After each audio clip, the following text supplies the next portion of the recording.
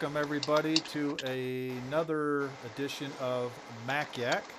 Uh, this Hello. is episode what are we on? Number 39 now. I lost. You're supposed to keep track of give or that. Yeah, I take. do. Yeah, 39. 40. Hey, I put too many numbers up there. That's what it is. So, guys, welcome and how's everybody doing tonight? Good. All right. It's been a Live. bit rushed, good. so I'm just. Yeah.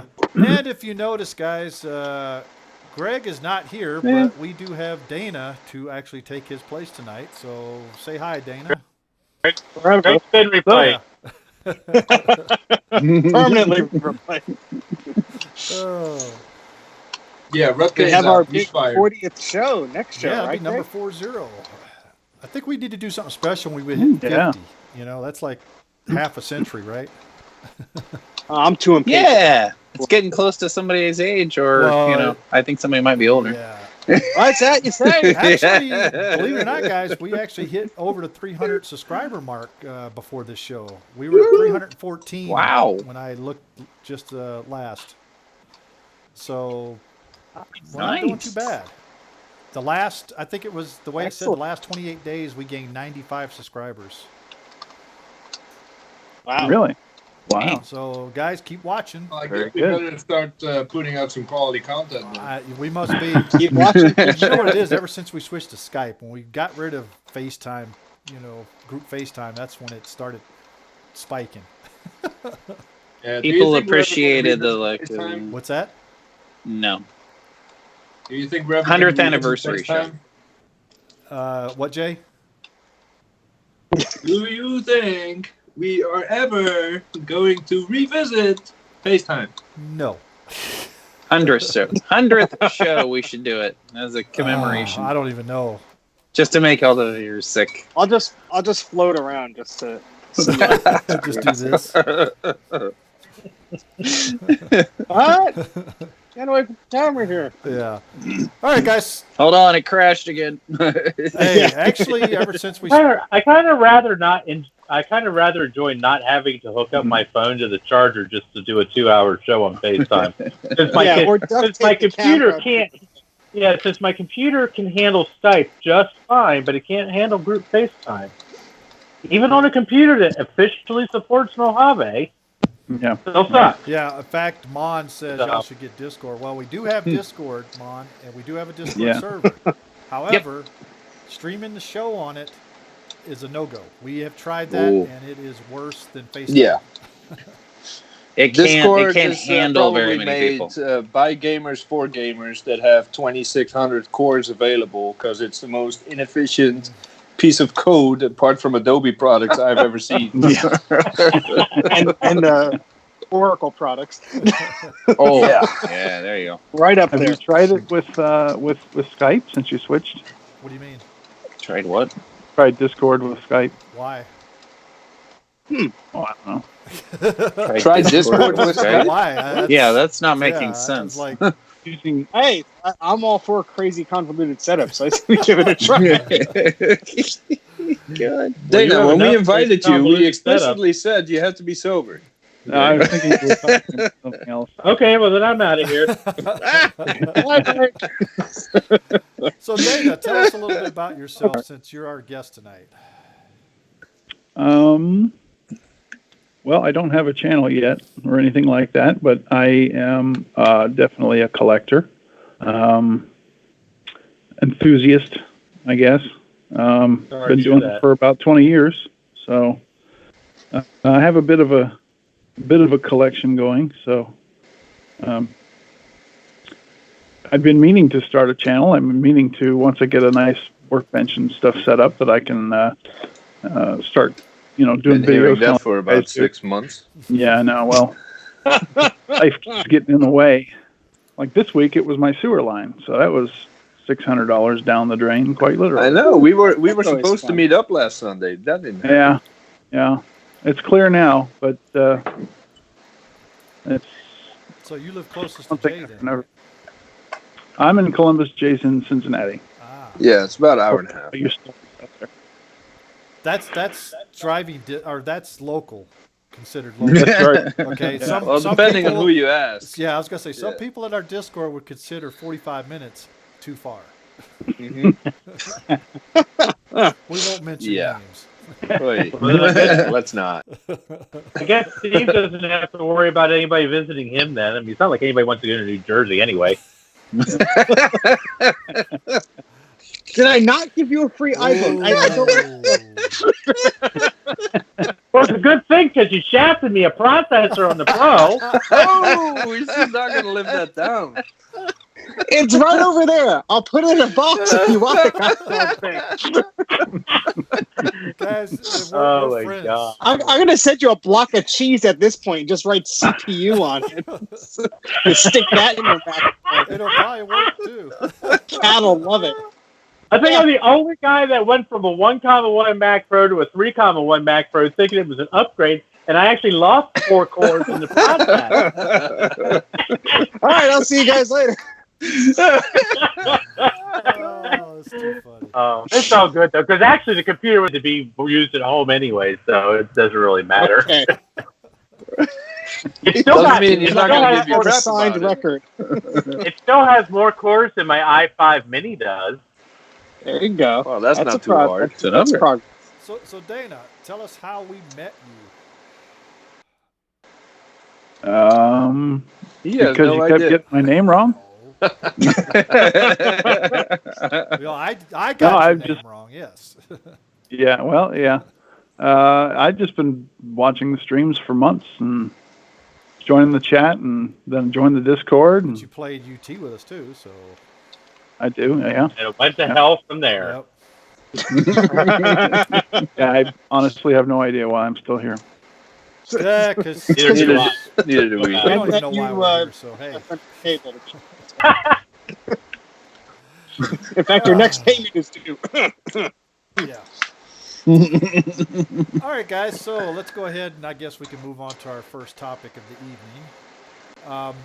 Steve kind of started this off I think it was the past weekend when he went to a swap meet, and I mean, he just had us drooling at some of the pictures he was taking at this swap meet. And Yeah. so we came up with the idea for the topic was, how do you look, where do you go to look for your gems and where are the best deals at? And like, where do you go? Flea markets, ham fests, you know, whatever. So Yeah, we'll start with Goodwill. Steve since he started this off. I kind of got into this from my dad. He always used to go to flea markets, and I'm not too far from where I grew up. So the flea market my father took me to when I was a kid is one that's not too far away. So I go, once every few months or so. I really don't go because if I see something, I'm going to buy it, and then I have no space for that crap. So I went last weekend, and then the weekend before that. That was Once my a day. month. Anyway. Right, yeah. Once every week. No, but before that, before that, I haven't gone in a long time. So, I it's really wherever is close to you. Sometimes there are swap meets that are focused on a particular type of product, like car stuff or computer stuff or ham radios and things like that. Other times it's just a general flea market. Now there's a few in my area that are quite large. It's hit or miss because you can either find some nice stuff there, but the people are insane and they see the Apple logo and they think it's something crazy. Mm-hmm. The first time I went 2 weeks ago, there was a little dock for an iPad 2. And I'm like, oh, okay, that's, $2. I'll get the little iPad 2 dock. And then the lady looked at it. She's like, no, that's brand new. And I'm like, it has a 30-pin connector on it. Of course, the person doesn't know what it is. It was a 30-pin connector for an iPad 2. I didn't really care for it, so I left it on the table. But she had a FireWire cube for an iPod, like a little charger. Like, oh, okay, I'll get that. How much is that? $5. I'm like, why would you want $5? You said it was $2. And she's like, no, it's new. And I showed her the copyright date of 2004 on it. And she's like, oh, okay, fine. But I always have, I guess, a pretty good eye just for I walk pretty fast to the flea market. I'll walk down the aisle. If I kind of see something, I'll walk back. The flea market is kind of where I would prefer to get stuff. If you see something on Facebook or Letgo or one of those posting sites, usually someone has an idea of what it is. Whereas a flea market, you have that chance of some guy has absolutely no idea what the thing is, and you could usually get something for a good price. So I will walk over behind the computer and grab something because I just want to mention one thing, and then I'll open it up to anybody else who wants to talk. But How considerate. you never. But I mean, you literally never know what you're going to find, which is why I always like to go once in a while because it's exciting. It's like, I don't do anything too exciting in my house, so you never know what you're going to find. And I came across this, which is a super disk drive, and it's for a PC, but it's boxed. The drive unit itself is still in the steel, so somebody must have bought it and maybe opened it up, maybe never used it. I don't know. Still has a $30 rebate sticker, which is long since expired, I'm sure. But this, send it in. You never know. I don't think the company this thing. This CD burner in similar condition, and then there's a box of PC DOS and some IBM DOS thing. That was $5 for these 4 things. So Steve's just showing off. The guy just had a bunch. No, I'm just saying, guy just had a bunch of junk. So, in my experience, you do well at a flea market because the guy doesn't know what he has. Yeah. He just wants it gone. He doesn't want to lug it back in his truck and come back next weekend to sell the same thing. Right. I have less luck at flea markets where they'll look on eBay. I'm sorry, donation stores like Goodwill or Salvation Army, thrift stores, where they'll look on eBay just to see what it is. And they'll see a buy it now price or an asking price, and they'll think, oh, that's what it is. And they'll put that sticker on it. So usually if I go to a Goodwill, I don't actually buy anything until like that tag color is like 50% off, because then it's a reasonable price to me. It's very Goodwills rare. In my neighborhood don't sell electronic, or at least they don't sell computer Same here, items. it's just clothes. That's the thing. The Goodwill by me stopped selling computers, and now they're doing like the whole donation thing. But every once in a while, you'll find something weird or something that the computer recycler won't take. Like I got a box of Atari 8-bit disk drives, but they had no idea what it was. And so it was just sitting there. Of course, the computer was probably donated, but the disk drives and the modem and the switch boxes, they just put that in the bin. So I would say avoid eBay pricing wherever you can. Obviously, if someone's stuck in their way of pricing, you're not going to be able to budge. Try and negotiate. Never. Exactly. That's you can't argue most people down. No, you can't argue most people down, especially on eBay. But if it's like a flea market situation, usually it's like a haggling environment, especially if it's a hot day out and they don't want to be stuck out with their crap. You offer them a few bucks under what they wanted, or you say, oh, this is broken, or this is old, or whatever, or oh, these have problems, or whatever. If they want to listen to you, maybe you'll get a deal. If not, who knows? But it never hurts to ask. Don't be timid. The worst they can do is say no. You walk away, and they have to load the crap back in their car. So usually you're at the advantage there if you're asking. But I strongly prefer flea markets over anything else. It's just exciting just seeing what there is. I mean, I don't plan out, oh, I'm going to find a Laserdisc player today, or I'm going to find a tower today. You just keep your eye out. You don't know what you're going to find. I go plenty of times and I find zero. So, but Jay now has a different perspective because you have a place near you that's in walking distance, right, Jay? Yes, I have a recycler at the end of the street, and they sell all their Intel stuff. Like they go off eBay pricing, so all the Intel stuff is gone pretty much the next day. But then I come in a week later on a Saturday, and like, dude, I don't care for your Intel stuff. Intel stuff is boring. Give me your PowerPC stuff. And then he walks me up to the back where all the power books and the G4s and the G3s are stacking up because nobody wants them. He's like, oh well, that one is $30. I said, dude, you are tripping. I've been coming here for weeks. You know damn well that's not worth $30. I'll give you 3. Like, if it's $30, that's why it's still sitting here. This is a find from one of yours, Jay, from that same recycler. Oh, yep, that's the one, and it works perfect. Yeah. I just had to buy a new battery for it, but other than that, I think it was $20 or something. Yeah, but that's the Intel. They go for a little bit more. Yeah, still $20. But yeah, I'm all about the recycling. I'm lucky that I have a recycling center at the end of the street. At my job, stuff ends up in the recycle bin, and I ask my manager, like, dude, can I take this? And I just pay them recycle value, which is $2 or $3, and I take it home. I fix it up if it needs fixing, and I use it I use it myself, or I sell it to a collector that wants it for a normal price. Not if I was gonna maintain eBay pricing, I'd be rich by now. But You'd also have probably a harder time selling exactly, because like a lot of us and what we do on the what were they smoking section, we kind of shame all those eBayers, that want. Check this out. This didn't even make it to the recycle bin. I snatched it before they could toss it. Is that the one you were talking about?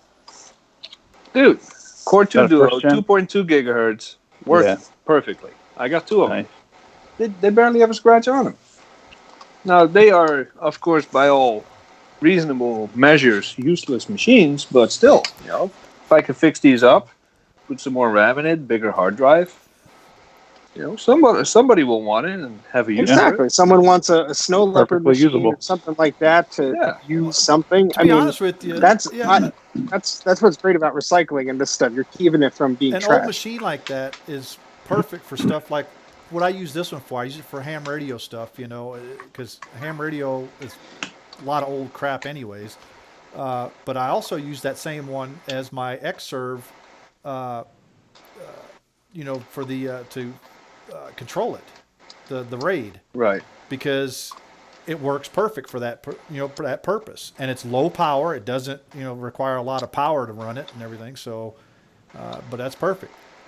My place I like to go is, and we have a ham fest in our town twice a year, and I actually got I made a steal of a deal.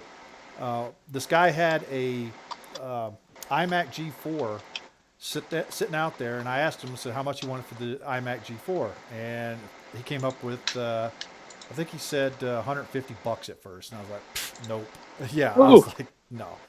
So I was looking at that. He also had a Mac Mini that was sitting in a box right there without a power supply. He had a Performa, the one that Mike still wants from me, I guess, and an Atari. I keep forgetting about that. Atari 52 or 1200 XL or something like that. I can't remember what it was because I traded that for something else. But anyways, so like Steve just said, I walked away for a while, and as the day went on, he started, coming down in price. Finally, it got to be the point where I paid $75 for all 4 items.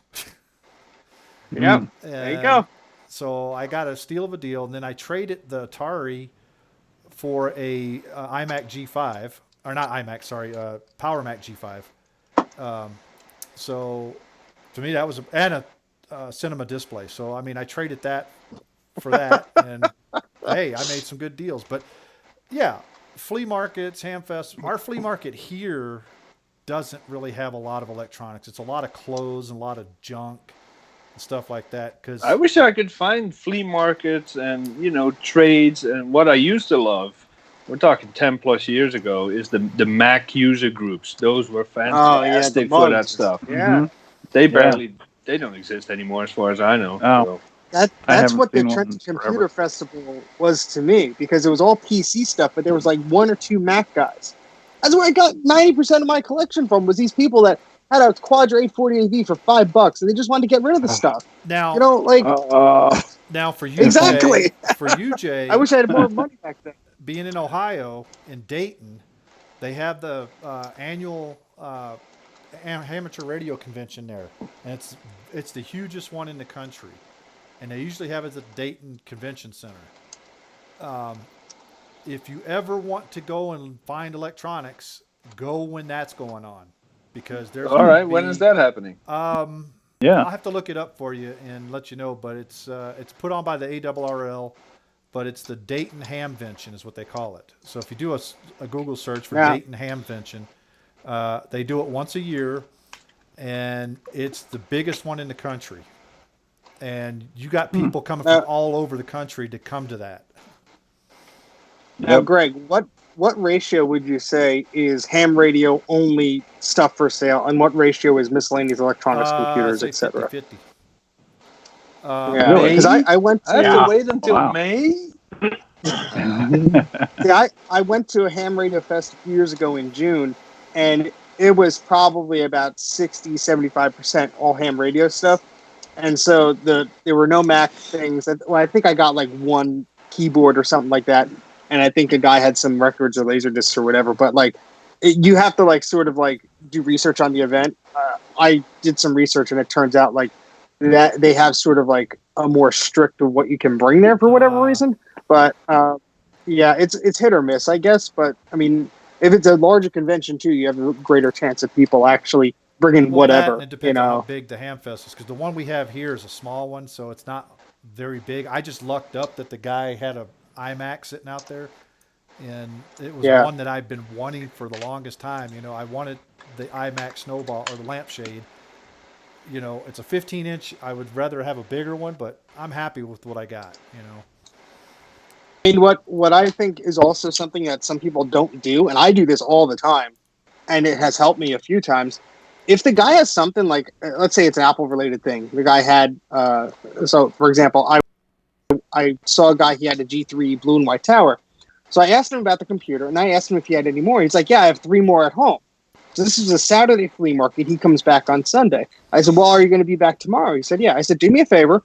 I'll buy this machine now, because he wanted like $20 for it or whatever. I said, if you're here tomorrow, bring back whatever you got, and you know, depending on what it is, I may get it. And of course, he came back. He had a mirror drive door, a Quicksilver, and a ADC display. And I cleaned him out, and he was happy to get rid of the junk. You know? And so it never hurts to talk to somebody, just see what they have, especially if you see 1 or 2 hints of like oh, that's a computer mouse, or that's a DVD drive, or whatever. Like, some people just don't know or don't think that something they have is worth putting out. So they take like bits and pieces and be like, oh, well, here's some video game stuff. Here's whatever sells. Maybe I'll bring more next time. So I always like write down someone's name, the business card or whatever. You never know if you're going to have something else. I mean, that guy wouldn't have brought those towers if I didn't ask him to, because you didn't want to lug them all the way there and not sell them. You know? Oh yeah, I agree with you, man. That's the best thing, is you wait till the end. Now, sometimes waiting to the end can bite you. Well, it's risky. Yeah. If you really want something, definitely risk. You can wait. Yep. You know. Now, if it's one of a kind item that you don't see anywhere else in there, and you see a bunch of people looking at it, you may want to go in and scoop it up before somebody else. Yeah. I've lost a few things. If nobody else is looking at that, then you're pretty safe. So at the Hamfest, if I hover around something and I wait and see what people are actually looking at, you know, or talking about, and then if it's something I really want, and if I see a lot of people looking at it, I'll go back in real quick and say, okay, I'll give you this for it, you know. Yeah. That happens with the recycler too. This recycler had 3. Whoa! What the? Okay. I'm looking at my security camera, and something just blocked out my front door camera. What the? That's a poltergeist. Yeah, it happens. Yeah. He had a Ruby, a Lime, and a Snow iMac, and he wanted $50 a pop for them. I said, no, dude, that's not going to happen. That's a little high. I let it sit. Next week, he went down to 40. I let it sit. The week after that, he went down to 35. Like, dude, I got time. You just keep dropping the price. And then I came back the week after, and it was all gone. Someone came by with a trailer, bought up all the PowerPC stuff he had, and I'm like, damn. You waited. That's a bummer. You waited too long. I did. That happened to me just on Saturday or Sunday, whenever it was. I was at the flea market last. A guy, I sent you guys a picture. He had an iMac G5 17-inch. And the guy didn't know how old it was. He wasn't really, talking about it. He was packing up literally to go home because it was really hot out. And so it was an iMac G5. I think he wanted $35 or $40. I only really want the LCD screen because mine has a big scratch in it. And the screen wasn't in the best condition. So I walked away and I thought, you know what? On my way back to the car, maybe I'll see if he's lowered. And he was cleaned out. He was gone. So I missed that opportunity. How about you, Rocky? I haven't heard much up there. That's because it's been a while since I've been able to get out and do a lot of it. But the bulk of mine came from garage sales or I don't really go to flea markets very often, but I have found things at my local one until they closed.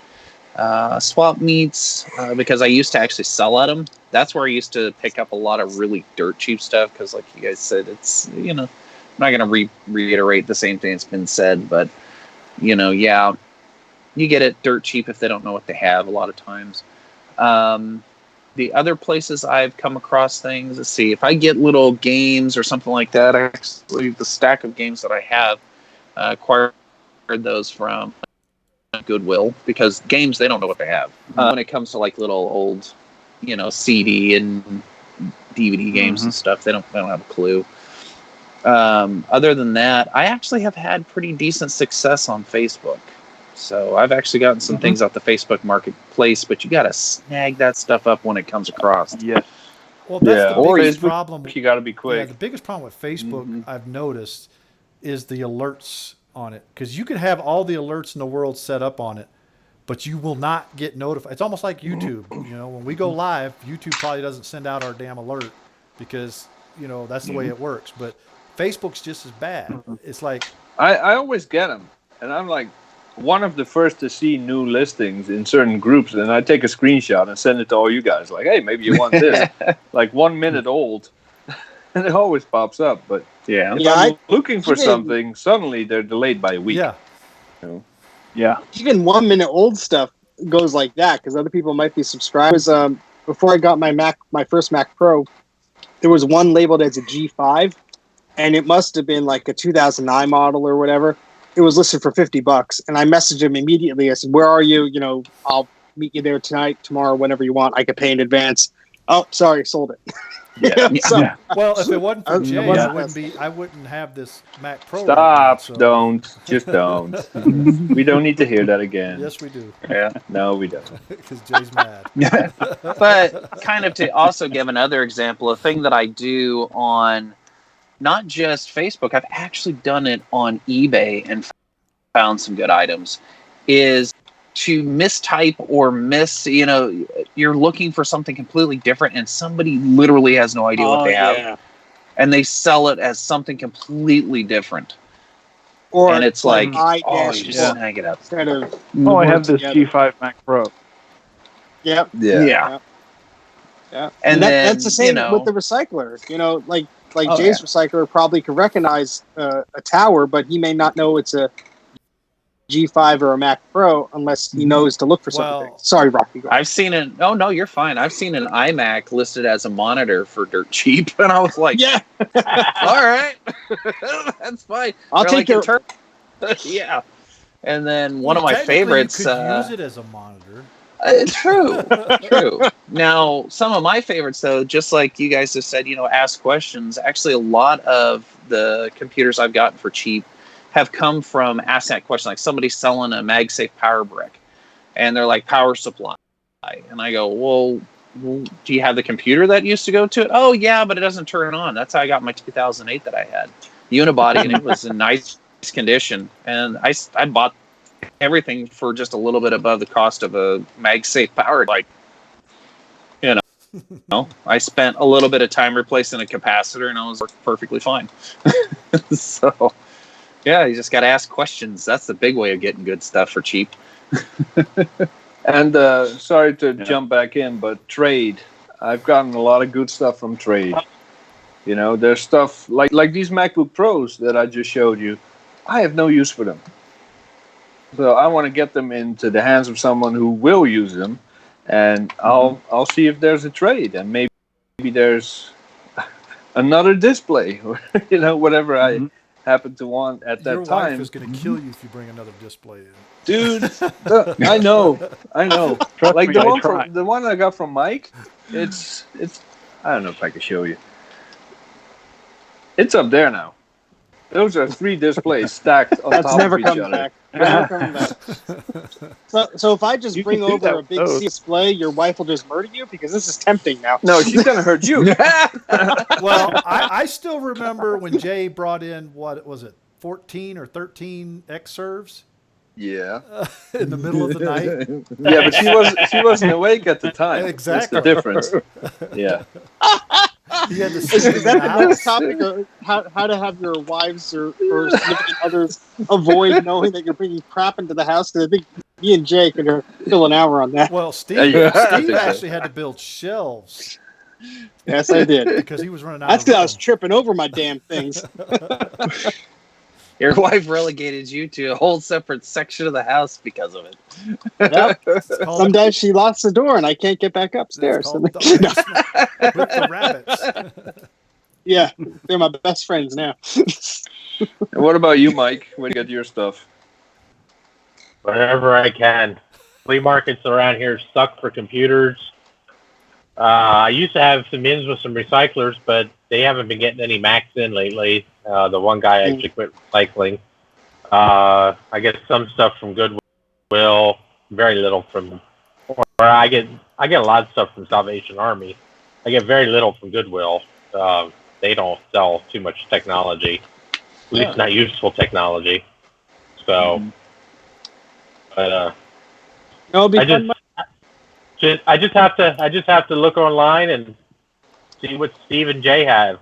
I get a lot of my stuff from Jay.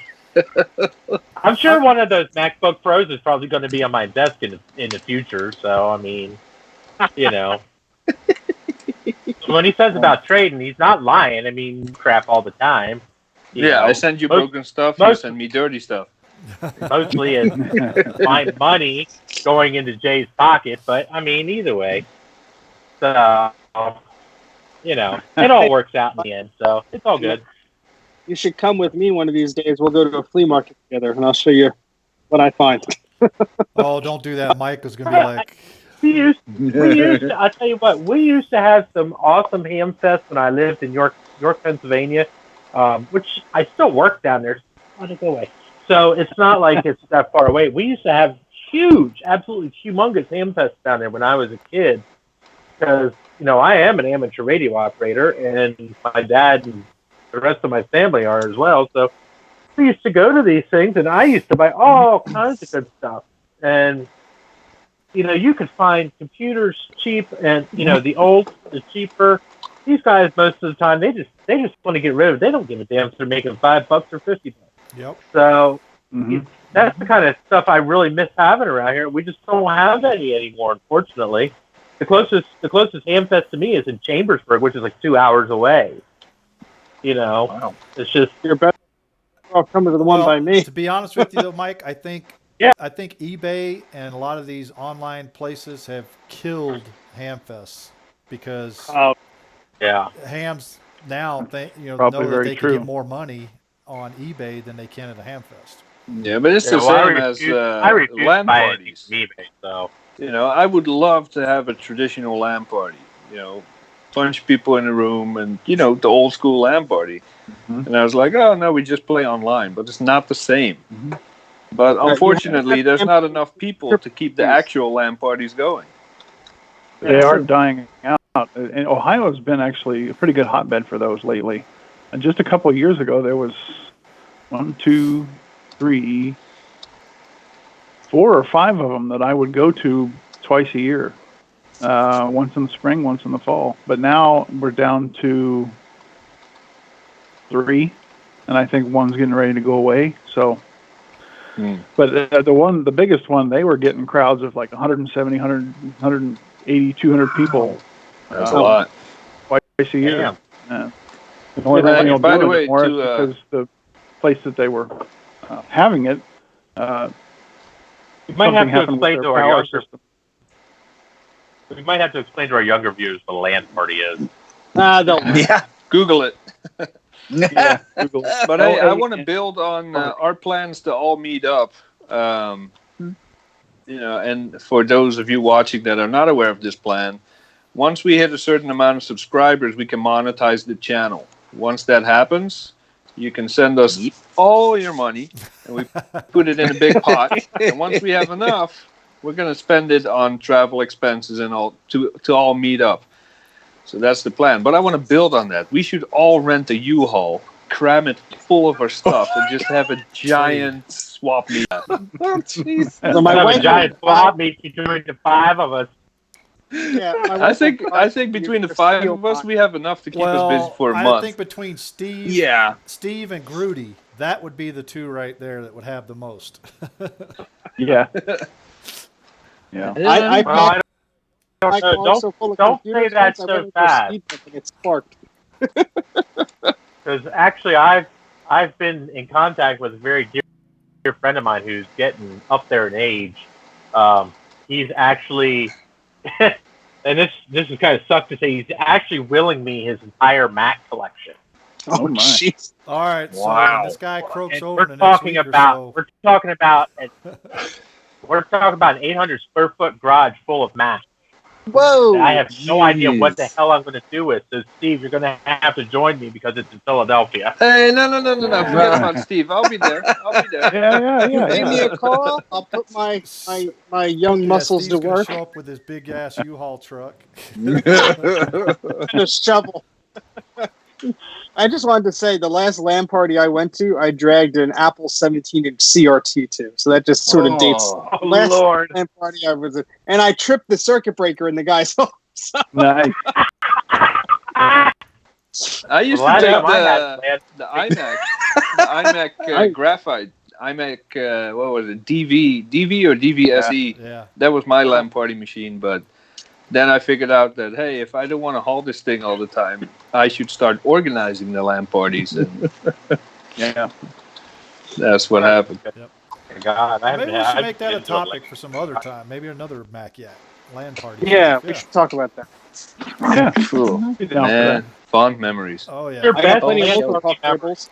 All right, guys. So let's move on to our next topic here.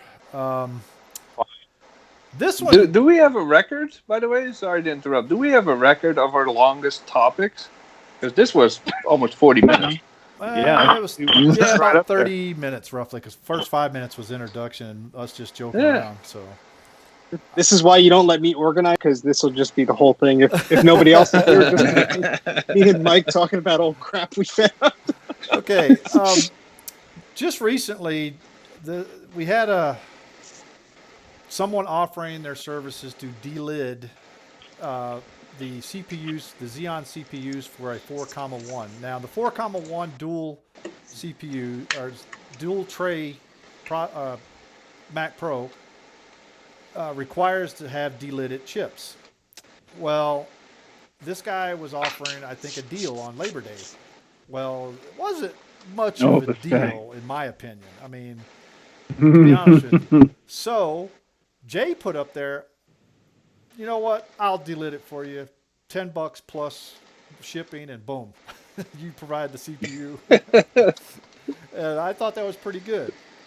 We just had another guy today I saw on one of the groups. I won't mention which one. Oh, really? Talking about that the way I guess Jay and I like to delid is the worst way to delid. It's that the safest way is to use the vice method. Now, to be honest with you, either one has its drawbacks and it has its advantages, okay? So I don't care which one you use, but for me, the safest way to delid is the heat gun with the razor blade. That's just the way I like to do it.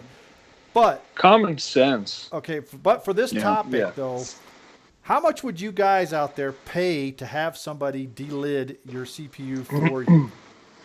I mean, to be honest with you, it only $10. takes about 20 minutes to do one. Okay. Well, I just charge $5 for licking them. I mean, that's where I start my prices at. To be honest, after watching Jay's video of how he does his, I'm not scared of it anymore, so I'll do it Well, you didn't myself. watch mine then, right? I did see yours, yeah. Yeah. That was a little Like I bit said, scary. Oh, mine was scary. Watching- But Yeah. So it's, I think, pretty close. where was it? Wait, someone put that. someone put what? Someone was just talking about delidding. I think Yeah, you. that's the one I was talking about. The guy that said that the vice method is the safest way. No. Here in the chat, I think it was Oh. Noah. Noah was I talking about delidding, and Yeah, I think he. asked on Discord too. I'm not sure. But yeah, it is so easy. It is so easy. Definitely, do not pay anyone to do it. Do it yourself. Well, with the caveat, okay, here's a caveat. You should have a hot air workstation to do it with. Something that you can control the temperature with. Mhm. I don't recommend some of these other channels I've seen where somebody uses acetylene torches or butane. Yeah, lighters. Don't do that because you can't control the temperatures with that. No, Okay. it gets real hot It gets real quick. hot real quick, and you could do a lot of damage to the CPU. Not only the Just not a only the little. CPU, but the bottom of it, you could actually where the contacts are will start bubbling if you put too much heat on. Oh, It. popcorn. So Yeah, it's but the person that started this whole debate, he offered a pair of 5790s, I believe, for $160. no, Which is $250. oh right, $250. 250. That was Oh, his yeah. price. That was That his is a- sale price. Yeah, Yeah. regular price was Yeah. $260. $5 And to ship it's discount. just I think we talked about that last week or the week before, I don't remember, but the whole shiny finish, that's a gimmick. The whole match pair thing, that's a gimmick. There's no such thing. Not for the CPU concerned, the 09 Mac Pro anyway. And delidding definitely should not add $100 to the price just because they're delidded and shiny. That's Exactly. bullshit. The chips are So expensive that's why I enough. started that post. Said, dude, I will delid your CPUs $5 a pop. I'll test them before and after. But before you do, watch this video. And I hope to never have to offer that service or take someone up on it. You I actually don't have posted time. both our videos on that one. Yeah. Yeah. And anyone can do it. It's definitely, and I'm not trying to screw anyone out of a sale. If you have CPUs for sale and you made them nice and shiny and you're proud of your work, that's fine. But that's not worth $100. Well, the thing that got me most about that post, Jay, was when he put it out for he said a Labor Day sale. Labor Day sale. And Yeah. I'm like, wait a second, 250. This guy normally charges 260. It's only you're going to give us $10 off for Labor Day. Ooh. Woo. You know, Yeah. I was like, $5 a CPU. I'm like, that's not a sale. That's just, you just lowering the price a little bit. A sale to me is like 30%, 40% off of what you normally charge. And I know supply and demand plays a part in the absurd pricing of Mac Pro CPUs, but it's not like they're No, rare. you could buy them off of eBay Yeah.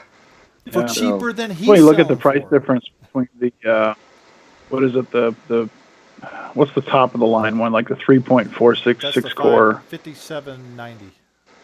Yeah. 90. Okay. Yeah.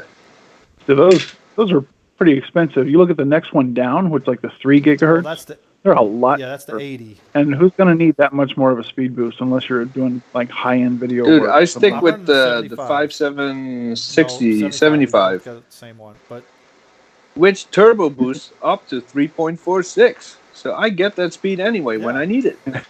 So, exactly. Yeah. I mean, there's not much of a difference in speed. That's the reason why I went with Jay's recommendation and got the 75. For one, it doesn't take as much power as those other chips.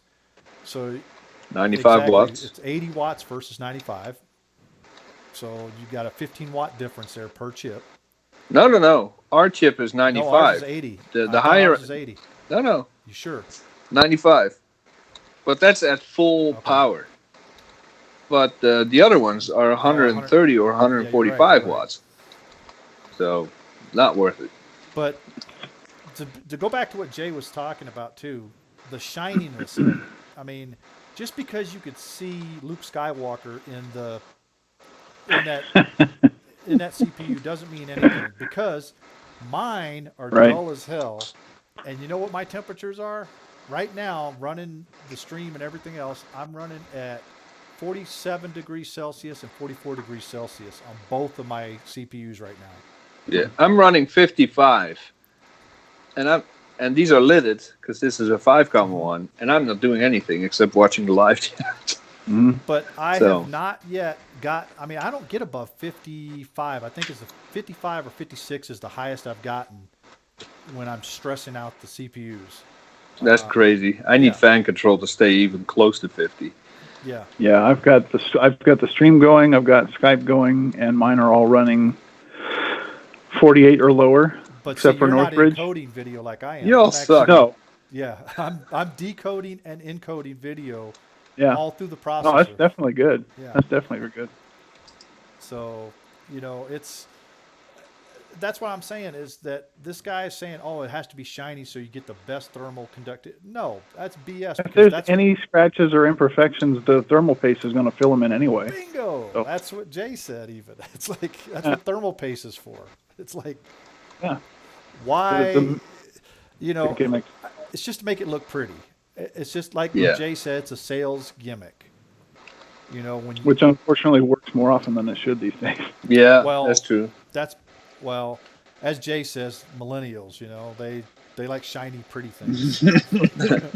Well, Noah says, I don't have the necessary tools, so paying someone else is the best way to get it done. And absolutely, not everybody has the right tools to do it, or the confidence to be messing around with razor blades and stuff. Mm-hmm. But yeah, don't pay someone $100. Don't even pay someone $20. Yeah. It's they're doing 20 minutes worth of work per CPU. So basically 40 minutes of work, and you're giving them $100. So figure that up in labor. If that. I mean, the only reason it took us so long is because we're talking and explaining for the video. Yeah. If you're not making a video, you're done in 5 minutes probably. Yeah. So it doesn't take long to scrape that solder off and everything, and yeah, I think it took me longer to get my the heat sinks off of the old CPUs and put them back in, than to actually delid. So no, it's anyone that wants to delid or needs to do it. Just check it out. It's really easy to do it yourself. If you want to try, ask someone on Discord or on Facebook, like, hey, I need an old crappy 2.26 gigahertz just to practice my delidding. Mm-hmm. Someone will ship it to you for free, probably. Just cost of shipping. And give it a shot. You can buy a very cheap heat gun to get it done. And the benefit is once you're done delidding, you have a heat gun, you can do other projects. Dude, I think, how much did I pay for my heat station? Because no more than 50. No, it wasn't even that much. I think it was like 40 or 30, $35, I think. Oh, you got to clue me in because I think I need one of those for a project. Jay had it out. He sent it to both me and Grudy. Grudy bought one and I bought one. Grudy's just never used his, but Yeah, you should buy it off of Grudy. He's not going to use it. But best investment I ever made because it comes with a soldering iron and it comes with the hot air workstation, and you can control the temperature very easily with it. Yeah, because all I got is this little dinky thing, and it works, but it's just your run of the mill cheapo soldering iron, which isn't bad, but if you want to do precise. But I mean, for delidding, you need a hot air workstation. You can't use because if you try to put a soldering iron on top of that heat spreader, all you're going to do is sit there and wait forever and ever. Well, no, it'll sit there and heat up, but it just won't do anything because that heat spreader is just spreading the heat all over. Yeah, and the longer that heat's on there, the greater the chance of hurting something, damaging something. Yeah. So Noah, if you wanna send it to me, I'll happily help you out. But see if you can give it a shot. And also check my post. I think it was Macro Upgrade. Check my post because I asked other people that offer the service to post it in the comments. Someone might do it for $2 or free. Who knows? Jay's price just includes him putting a House of Moth sticker right over the top of the lid. Where the lid well, he doesn't have any House of Moth stickers. If he does, I'm saying he gets some. We're working on that. We are. Just like Grudy's never sends us any stickers, but he sends everybody else freaking got them. Yeah. Yeah, no, I'm pissed about that, dude. Hey, I subscribe to that, what is that sticker mule thing? I get, offers on my email every, Tuesday or something. I just have to spend the time and design a damn sticker. All right, guys, so I think we're pretty much beat that one in the ground. I think we talked about a little bit about this last week, too, but we had to get this off our chest because Jay wasn't here. So we had to have him kind of get in on that topic there because he was instrumental. I try not to get too opinionated, but about the method of how to do it as opposed to how much to charge. Yeah. Yep. All right. So next topic. Be prepared. What should you have ready to handle most unfortunate Mac situations? And I'm going to defer this to probably Jay. Jay is the expert on this. No, I'm not. Yeah, you are. Well, I will cover recent and current Macs, and then the toolkit probably varies for older stuff, which Mike and Steve can touch on. But yeah, one of the things you always want to have handy, and I got a bunch of them. You want flash drives. You want a flash drive with an operating system and all kinds of diagnostics utilities on it. You want a flash drive with your installers and hardware tests, and that's just for starters. If you go anywhere, you have a laptop you can't do without, you always carry this with you. So if your hard drive dies, you can boot up from this. If there's a hardware issue you need to figure out real quick, you boot up the hardware test. So you always want this. It includes tools like Drive DX, Smart Utility, Tech Tool Pro, Disk Warrior, all the usual suspects to troubleshoot a Mac. You keep them on there. That's definitely number one. You want flash drives or CDs, depending on. Yep, that too. A toolkit. You want a toolkit. Lifesaver. The iFixit one is the best one out there. Yep. Not anymore. Not anymore. Really? Oh. Do share. Mine is a few years old, and let's see if I can reach that without yanking my. Nope, not gonna make it. I got the driver kit, and damn it, I have to show you. Hold on. Well, just play some hold music. That's interesting. My tools are gone. I think my wife may have borrowed them. Uh-oh. The whole thing is gone. But anyway, the drivers in there, they have very short tips on them. So the newer ones, they have very long tips, very narrow, so you can get into places better. The downside is that the magnetism on those things suck because there's a lot less metal. Yeah. So you try to pick up a screw and it falls and you lose it, and so it's not what it used to be, unfortunately. Well, that's the one thing I got to say that's bad about the iFixit toolkit is the magnetism on the screwdriver sucks. Let me see one of your bits. Hold on. All right, so Dana has the old one, and you have the new one, Greg. Yeah. Sorry, dude. Because tools, you always want to keep some tools handy, of course. At least find out which tools you need to get to most of the components in your Macs, and keep that handy.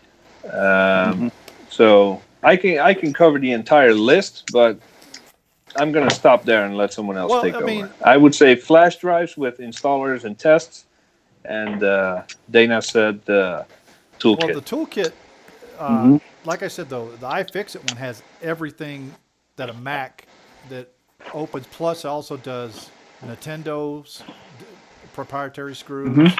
It has the tri-tip in it, which is crazy. I haven't seen that in any other toolkit. Exactly. Game Boy is like that, so I need that to open that. Here's something. Spare video card. 120. So if your GPU takes a dump, then you've got a backup to test it with. Yeah, definitely. I have to go grab my bin to see what's in there. I'm my tethered to toolkit. my headphones, so I can't reach back and grab all kinds of stuff off the shelf. What you got there, Mike? Pretty covered. This is what I carry around with me when I do a service call. You can't even see all of it. Rocky's not grabbing anything. I mean, I know. I have a big metal case full of tools that are over there. I got just about any tool in here I could probably think of that I need to fix just about any computer that is that's made since 1977. I mean, I've got enough stuff in here to fix iPods, iPhones. I even got iPhone batteries in here. I got multimeters, You know, Multimeter, yeah. because this is. Yeah. I mean, I don't do board level repairs, so I don't need the board level stuff. But this is just my toolkit, and then I also I have a laptop. I have a humongous service bag that I carry my my laptop in too, and I actually carry a PC. Which don't laugh, but I do work on PCs. I carry a piece of crap. I carry a piece of crap Celeron laptop that is probably like 12 years old. And then I also carry I carry my 2 gigahertz MacBook with me. And depending on, they both go with me. And I also have a tiny little Dell Mini that I use when I'm working on telephone systems because telephone systems and POS systems are all pretty much PC based. So I have this tiny little Dell Mini. I guess you guys would call it a netbook. I don't know. Yeah. It's only got like I've seen it. on it. It runs Windows XP for crying out loud. It's got like a 16 gig hard drive in it or something. But it's perfect for I've got various bits of software for programming phone systems and whatnot. That's pretty much the primary use for it. So, but yeah, I carry the big orange case behind me, which I usually keep here at the house, and then I've got my laptop bag at the shop, which has got probably a half dozen flash drives in it. I've got probably 5 or 6 different OS versions. I've got copies of Mac OS 10, Mac OS 9, Windows. If I dig hard enough, I could probably dig up a copy of AIX. Thankfully, I don't have to work on anymore. So I don't do it as a job anymore. So. What's Brock that? Says, Brock in the chat says if you put the tips on a magnet for 24 hours, they'll be magnetic. Now, I've never heard of doing it that way, but I do know if you take a magnet and you run it along there several times. Yeah, no, that doesn't work with the iFixit kit because you'll align the poles. The tip needs to be not magnetic, else it won't work with the handle that has the magnets in it. That has the magnet in it. Oh, okay. So you're really dependent on the strength of the magnets in the driver. So if you do that, you go try to stick the tip in, it just pops back out. Yeah, exactly. Yeah. Because it might be wrong polarity, and you stick it in, and it just pushes it right back out because the polarity's wrong. Before Steve shows off his kit, I want to mention that everything we're talking about, you want to have it ready before shit hits the fan. You don't want to be worried about having an installer flash drive, because we see that every day on on Facebook, on Discord. Where can I download Mojave? Where can I download this? Where you should have a flash drive ready with the installer of choice or multiple. Because Apple will take it off the damn store. Yeah, That's Sierra's exactly. no longer on there. Yep. So, anyway, Steve. Oh, anyone can go next. I don't. Well, that's you. Yeah. All right. There, because most of what everybody's going to mention will probably be. Hold on. So. You were cutting in and out there a little bit, Rock. Yeah, sorry. I was waiting for it to balance out again. He's on Wi-Fi. No, well, yes, my phone is, but because I'm on my phone, but I have a Credi webcam. But I'm probably going to mirror a lot of what everybody else has in their toolkits. I have it all shoved into a really nice fancy metal case. But the tools that I keep around handy on all occasions that maybe other people don't is a lot of pry tools, because those come in handy both on whether or not you're touching on an iPhone or an iPad or an iMac. It's very handy for Macs. Yeah. And I'm not just talking that. I've got an entire set of pry tools, everything from metal to plastic. Yeah, you got to have them. And then a heat gun. And I'm not just talking like the little heat station gun. I actually have a full-fledged larger heat gun, which works a lot than using a heat station. So yeah, you got to have those pry tools. And one of the most used tools that everybody does not mention is multiple sets of tweezers. You have to have freaking tweezers. God, you want to get a screw out? or put it in, align it in. You can screw it in Let me without lift the the stupid machine things upside falling down. out. Oh. Especially with iPhones, and they have their 1 millimeter screws. Yeah, that's crazy. Oh, well, Oh a man, regular, Rocky, you're metal unibody MacBook. This is my best friend on that thing because every single one of those dang screws. So yeah, I was probably cutting out, but yeah, those are my primary tools. Oh, and a paintbrush, an old paintbrush. Oh yeah. I have an old toothbrush. Dusting and cleaning it up. I actually have an old makeup brush that I got from somewhere. Of course you do. No, it works good because it's got fine day. bristles on it, and it gets dust out really well. Actually, believe it or not. And it also makes your eyes look Yes, it beautiful. does. I have to look gorgeous every day.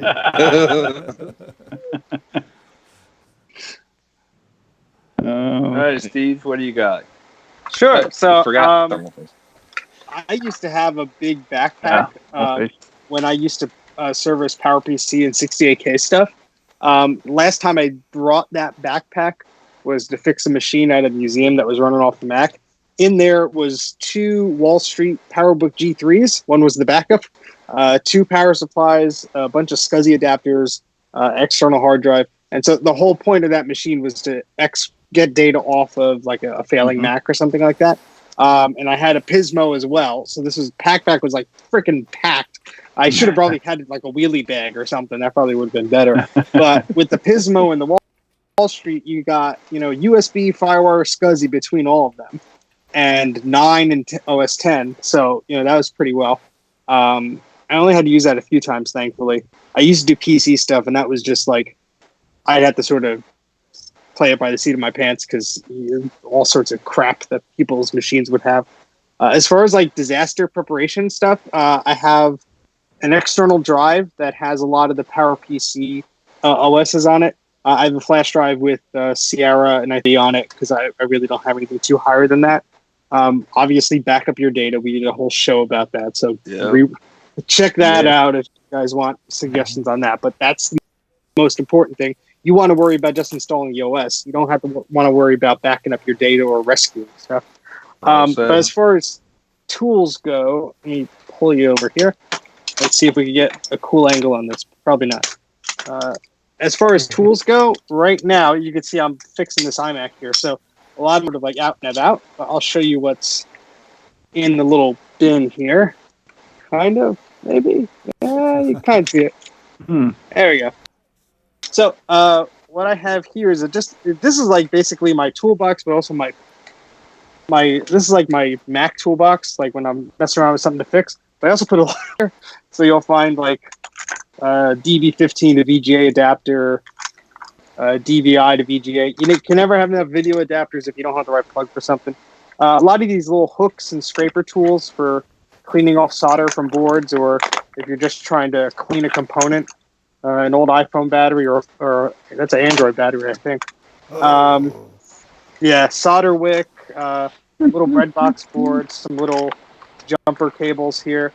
I think, unless I took it out, I have some old RAM here. Yeah, here's my emergency 68K disc, and this is a SCSI helper disc.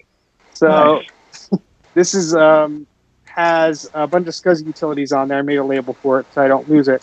But this goes with another disk that I have that is a bootable disk and then just has one of these utilities on it. So, like mount everything, your SCSI probe. Because when you have an old Mac like that, sometimes the hard drive just doesn't mount, and you'll need to, use a utility like that just to mount it or to fix the driver. Old SCSI probe. Yep. And just a bunch of screwdrivers. A pair of snips is always good, especially if you're. This is like trying to modify stuff really too. So, screwdrivers, stuff like that. This has more of the bigger tools in here. Got a marker. Got one of these automotive tools. That's what I had to use to get the plastic off of this iMac here without cracking it. An old toothbrush that you would not want to put near your teeth. That looks perfect. Yeah, toothbrushes are very underrated. I think we all have some that we use for this stuff. You gotta have it. Great for cleaning. Alcohol and Q-tips. Yep, the alcohol's right here. So that's what I got. This I always keep some labels on me when I'm trying to work on something. So this is works, boots, good, bad, sad chime. So if I'm working on something, maybe I'll just put a label on it so I'm not testing like 5 memory modules and then I don't keep track of. So, and a little brush, of course, in addition to that. So, that's just like what I got currently. But you have to be prepared for the job. Thankfully, I don't have to really do that stuff anymore. But when I was doing like PC repair stuff on the side, I would have a bag ready, and similar to Mike, I would have an old laptop for whatever job I was going out to. So I'd able to boot up and diagnose something. It was usually like cleaning viruses or copying data off or something like that. Nothing too exciting. I want to mention one more thing that is essential that I forgot.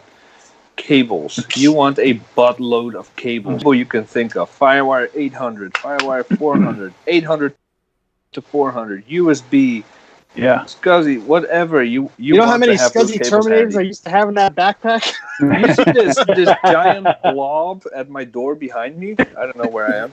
There's a shirt covering it, but those are all. I must have at least 200 cables there, any kind you could think of.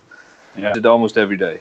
I have one of those plastic mail bins with the handles, and it's just full of power cables, SCSI cables, ADB cables. God, you can never have enough when you're looking for it. Well, never. Yeah. Well, you're always looking for that cable that you need, and you know you have about 20 of them, but then you can't find it. I can't find any of them. Yeah, I've been there, done that. That's why I mostly have like 50 of everything. I can't find it. I know it's here. I can't find it. Fine, I'll order one. The day it gets delivered, I'll find the old one. Yep. Yeah. And that's how it always goes. Well, now I have 2 that I can lose later. Yep. Yes. Then those 2 get lost, and it's just that vicious cycle again. Yeah. Whenever I'm making like a custom cord to like power an old system or do something weird, I'll end up making 2 so I can practice on one. If I screw it up, whatever. And if I'm successful, I have 2. So. I think. I mean, we can go into a lot of detail and probably cover 2 hours with that alone, but. I think that about lists the essentials. Oh yeah. You always want some tools. You always want some software, and being ready is like we were saying about backing up your software and whatever. You're visiting a client, you can't help it, but in your own personal bag of tricks, that's just go back and watch our episode on backing up stuff. Just you don't want to worry about your data when your hardware is having a meltdown. Yeah. Well, I just happened to have that happen to me on my MacBook Pro recently, where my hard drive just decided to not want to boot anymore. I get the old no entry signal symbol on there, so it's like there is an operating system on there, but it just can't boot from it. So it got. Is it an SSD? Yeah, it's in my MacBook Pro, so it's an SSD built into the system. What year? 2017. Yeah, I think that's a known issue. Basically, all it took. Well, yeah, it's a feature. All it took me for was I had to basically just had to redo the hard drive, or reinstall the software and everything. And once I reinstalled it, my time machine backup, boom, pulled all the data back. I was back up and running. And one more thing, I know this doesn't apply to everybody, but when I'm out, I always carry an iPhone cable with me, not just for charging, but if I need to download a file or grab something, I can tether my phone. I can be online anywhere, ask for help, or stuff like that. That you need a computer for, because you can do all that on your phone. But if you need to download the DMG or install a utility, the phone isn't going to help you. So the internet connection. It's extremely rare that I need that, because you have Wi-Fi everywhere. But just in case. Yeah. That reminds me of a question that was on Facebook recently, where somebody had a picture of a frayed USB cable, and they're like, "Why does Apple charge so much for these?" And everybody's like, "You just get them cheap off Amazon or Five Below or other places like that." I go and buy a handful of them. I have one in my bedroom. I have one on my Mac Pro. I have one on my PC. I have one in my truck, and one at work. And then I've got like 3 other extras. If I need them, I can take them wherever. And they're cheap. They're cheap. You don't have to buy Apples because they fall apart. Well, it depends on who you are. All of mine depends have. on who you are, because my wife destroys cables within about 20 days of owning them. I still have original Apple cables from phones that I've had, years ago. So I have tons of the original Lightning cables around, and they're not fraying or anything. Mine are. I guess I take care of them or something. But my wife, I need to buy her where's the fun in taking care of a cable? Well, I have to buy the braided ones. The extra strong ones you see on where people are like pulling weights up with it and stuff. I do that myself now. I got the shrink, the heat shrink. I got the braided stuff, and I just sleeve them myself. Yeah, I mean, like I said, I've got a few laying around here. Here's one right here. I mean, it's perfectly fine. I mean, I haven't had an issue with it. I don't beat them up to hell, I mean, it's just me, I guess. The coolest thing that I found, it actually worked for the cable I got. You just have to make sure if yours is not a factory official cable, it might not fit. But there's these little plastic ends that you snap on to like where the cable meets the connector. Yeah. And it just covers that. And I mean, it's the same as putting electrical tape around it, but it's stiff. When I was in Japan, they just had them, for any type of cable, and they were like $1 or whatever. So I picked up a few. Yeah. I put one on the cable I use at work, and it's fine because it's you're stopping as much stress as you're going to form if you're bending that cable and stuff like that. My wife got a bunch of those. They're like animals. You got a panda bear or a giraffe. Oh yeah, they have cute ones. Mine were just plastic. Well, the thing is though, is that which one did you if people would pull them from here and not here, that's the big difference. Is people yank them out from here, they don't yank them out from here. Now, I want to say something. When you're recommending buying cheap cables, I don't recommend that. I recommend getting known brands that utilize the proper technology in the Lightning cable, because there is a chip in Lightning cables that prevent different charge incidents that can cause problems with the phone and short the battery, short the phone itself. So you do have to buy good cables. I know the ones that come with Energizers have it, and they work well. They're pretty cheap. I know the Moshi cables have it. They work really well, and those are also extremely durable cables.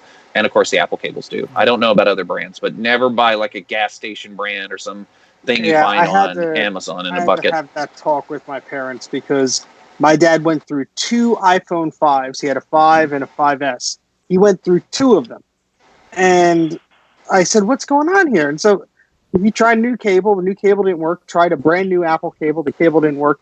He fried the connector on his phone because the cables were so cheap. They didn't put enough pins in there. They only put like pins on one side of the Lightning connector. And one of the pieces of copper or whatever must have bridged something. And it fried the freaking board of the iPhone. So thankfully he was within warranty for Apple for his phone when he did this. And they replaced it. I said, you only buy from Apple or where you see that made for iPhone sticker. But the problem is, he goes to some places where that's a fake made for iPhone. You're talking about like these gas stations. There's a lot of fakes out there. Yeah, travel stops. I told him, you're playing a risky game there, and pay the extra $5 or whatever it is for the cable if you don't know where it's from. Yep. And you can't even trust things like get them because of fake reviews and stuff. So it's like, you just got to be careful, I guess. Yeah, I'll get those cables from places like AT&T. And, companies that work with Apple. And it's not as cheap as the stuff you get at 7-Eleven, but it's definitely safer. Yeah, and it'll last a long time. Oh, yeah. All right, guys, anything else for this topic before we move on? I mean, I can list 500 more things, but I think we covered the essentials. Yeah. Oh, one other thing, too. And I don't think anybody... it's very unique to each individual. I don't think anybody mentioned if you're a DJ... You want certain software at the ready, or some of your plugins, or a backup of this. If you're a audio-visual person, or, each person is different, but you definitely want to have these essentials. Here's something that nobody mentioned. Flashlight. I use my watch or my phone. I have one of these. My phone a lot. It's called a Lux Pro LP500. Thing is freaking bright as hell. I mean, it's a LED light. AA batteries and stuff, or AAA batteries, I think.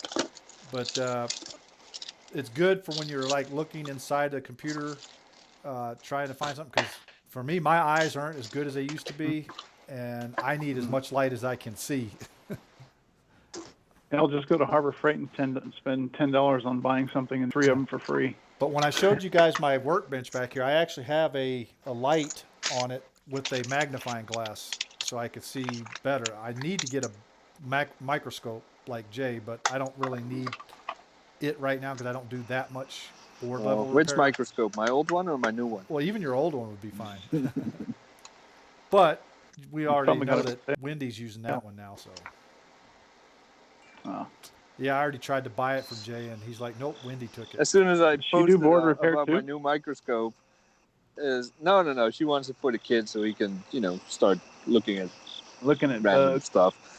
Yeah, so I got both Gregs on Facebook right away. How much for the old one? And my wife is like, "Nope, not happening." All right, so when Jacob gets bored with it, right, which is probably after 5 minutes, and then it'll be in the basement until he turns 15 and Yeah. has something to actually look at. By that time, you'll have already about 10 more upgrades. All right, guys. Good. Business is good, hopefully. Yeah. All right, so since we talked about how do we handle unfortunate Mac situations, a new test software just came out called Geekbench 5. Okay, it's been, what, 3 or 4 years since they came out with a new version? And to be honest with you, I don't like it because it makes my Mac Pro. Nobody likes it. Yeah, it makes my Mac Pro look like it's slow. And it's like it's a dog.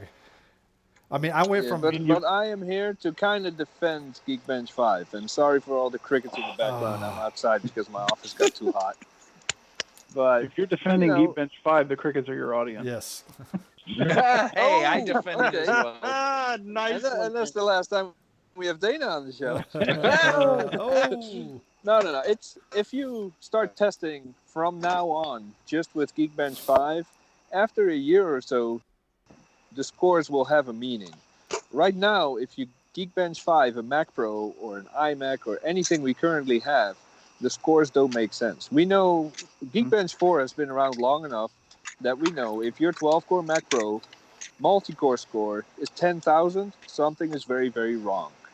That has to be in the 23 to 25,000 range. And the current scores have a meaning to us because we've been using it for so long. And I'm sure Geekbench 5 will get there in a few years. But right now, for Mac users, I would say, any current Mac user, Geekbench 5 doesn't make sense, I think. I agree with Jay on that. And my thought is, I think what they did is they scoring machine, and therefore it changed the entire scoring structure. We lost about half of what you said out there. I said basically I think what happened is they changed the baseline scoring machine, which then adjusted the scores because they're not as high. Plus they changed some of the testing, so I think it's a little bit more thorough in the testing. But they're using than a it Dell was before. as baseline. The Dell i3 from Dell is their baseline. And my Mac Pro currently benches 4,000 on the multi. You're not going to tell me that my Mac Pro is not going to smoke an i3 in any situation. That's why it's happen. 4,000 times faster. But see, that's the thing Jay is talking about is the scores don't mean jack right now because we don't know what they're basing it on until we get a big database full of scores and start seeing what these newer processors are doing versus... Like, you're going to see the Geekbench scores. The new Mac Pro is out. Here's the Geekbench. 6,000. Oh, yeah, youpie. That's something to get excited about. No, you want to use Geekbench 4 and get a score of 60,000 on the multi-core. Then like, okay, this will smoke my 5,1. Plus, I was reading something that the new Geekbench 5, does not rely on the memory as much as it did in the previous version for its scoring. You know how long it took me to get up to 128 gigs in this thing? And now it doesn't mean anything? What? Pretty much that's what I was reading some of the articles on that saying that they don't put a lot of weight on the memory anymore like they used to. And they still don't even count it as the correct memory. Yeah, it shows 666 for my 1333 megahertz memory. But well, what I read about that was that since it's double data rate memory, DDR memory, it's 1333 or 1066 or whatever. So it's reading the single data rate. I don't know why, but that's what I heard. That's what I read. yeah, But Martin Lowe. it's reading the single data Martin rate. Lowe said that on Mac Pro Upgrade. I read him where he said that we're actually at 666, but we're just double rate memory. Right. Yeah, by the way, we need to get Martin Lowe on the show because, a lot of information. If you're in Mac Pro users or Mac Pro Upgrade, He's the you've guy. seen the post from Martin Lowe. He knows his stuff. When he opens his mouth, only useful stuff comes out. Yeah, It was probably him try that to I argue read with thing. him. Yeah. Don't argue with him because you'll probably lose. I think the only one that could probably argue with him successfully would probably be Grudy. Or Colin. No, I disagree with it. Grudy wouldn't be the one that would win. But Grudy does know his stuff. I mean, he knows his machines.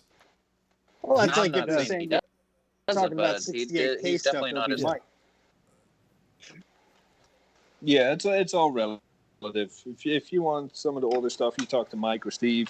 If you want some PowerPC stuff, you talk to Grudy. So we all have our niches. But Martin Lowe is definitely mostly modern Intel. Mm-hmm. He knows his stuff. So if you see him, like Jay just said, if you see him talking, listen.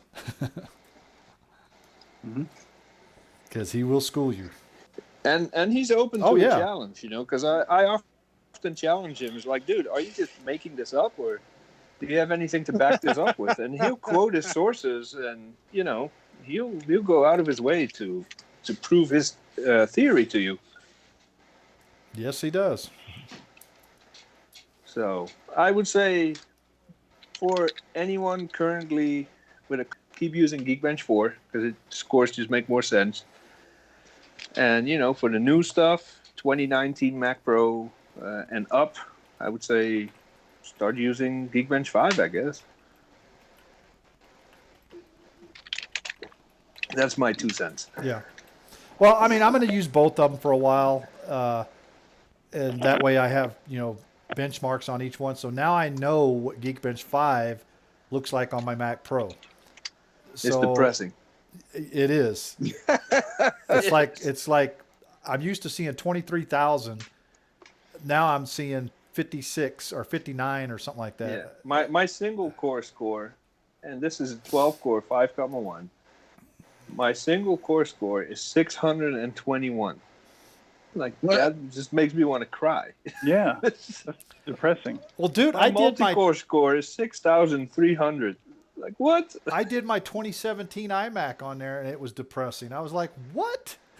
Like, how are we gonna do if people start submitting their scores in the Mount Olympus challenge, which has a giant layer of dust on it? By the way, Rock. Yes, you're welcome. What does it mean?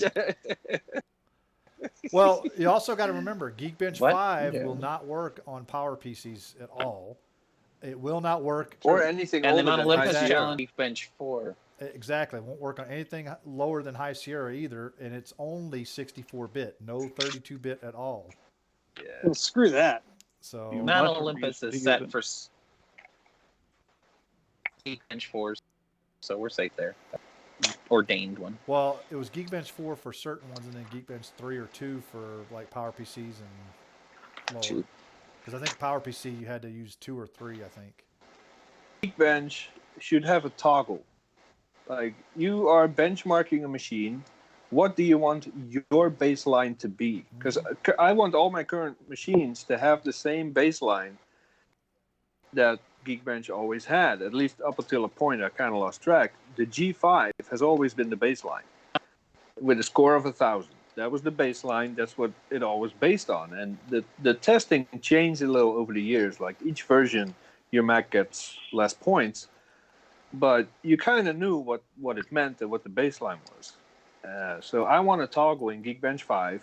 Like, hey, are you benching this against a freaking Dell i3, or are you benching this against a 2012 Mac or a G5?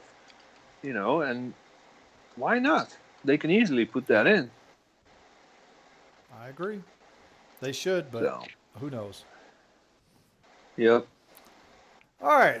I think we're going to go to our last topic of the night before we start our other sections. So this is the one I think somebody was waiting on for us to do. But the Apple event is going to be out next week, next Tuesday.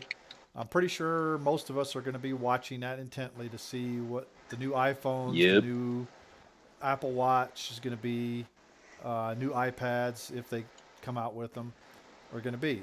Well, there should be in Catalina and iOS as well, right? No, they already covered that, but they should be releasing those probably Tuesday. The official release of them should be Tuesday. Yeah, because I don't really care about hardware, to be honest. I just got my phone last year. I don't like Apple Watch, and so I'm in it for the software. Well, I don't have mine on right now, but I have the original Apple Watch, the whatever the first original one was, and I don't care about buying a newer one because to me they all look the same. Yeah, they haven't changed much. I mean, and to be honest, I haven't read up. I've been swamped. I've got about 50 boards that need to be repaired. I haven't kept up on the rumors at all. Not even one bit. Not even. I haven't either. By accident. Here's one of the biggest rumors about the iPhone. It's going to have 3 cameras on it on the back. It's going to have this, like for instance, right now we have the 2-camera one, but it's going to be a lot bigger and square on the back, and it's going to have 3 cameras on it. Why? It's still going to stick out. Is that innovation now? Just keep adding cameras? I think what they're doing here is all this push for artificial reality and augmented reality and virtual reality.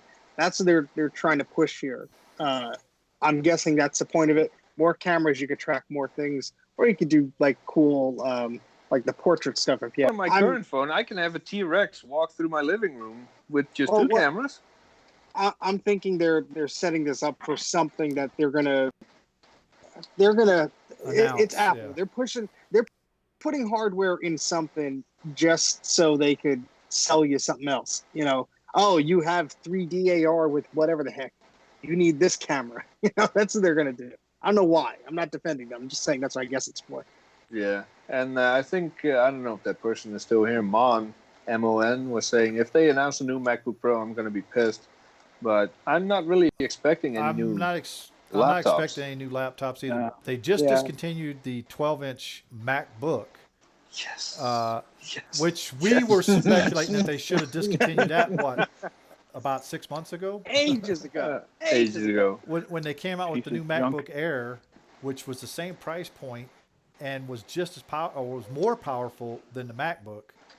So it was like, oh, you pay an extra $100, get a MacBook Air, and you're going to buy a MacBook? No. Yeah. That doesn't make no sense. I've just been quoted by Noah. Nice. What? Garrett says the XR becomes iPhone 11 with 2 lenses. XS becomes iPhone 11 Pro with 3 lenses. I think we're missing a plus here. I think it's going to be iPhone Plus. Yeah. iPhone XS Plus. Pro Plus. There's going to have to be a plus in there somewhere.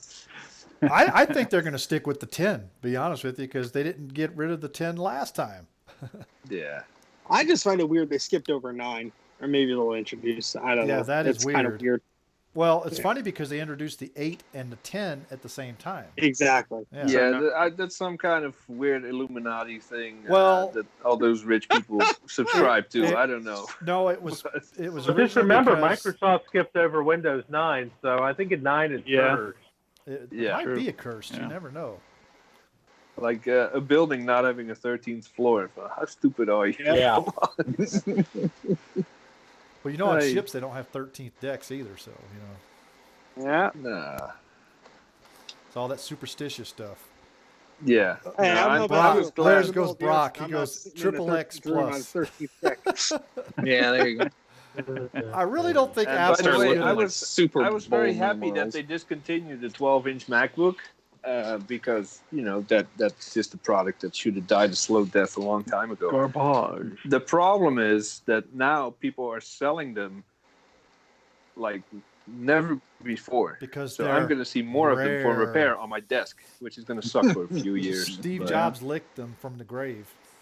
Oh yeah. Suggest you Yeah, invest there you in a 12-inch trash can. Well, pretty soon, I think. What is it? A couple months from now, they should be releasing the new Mac Pro. So, Oh man.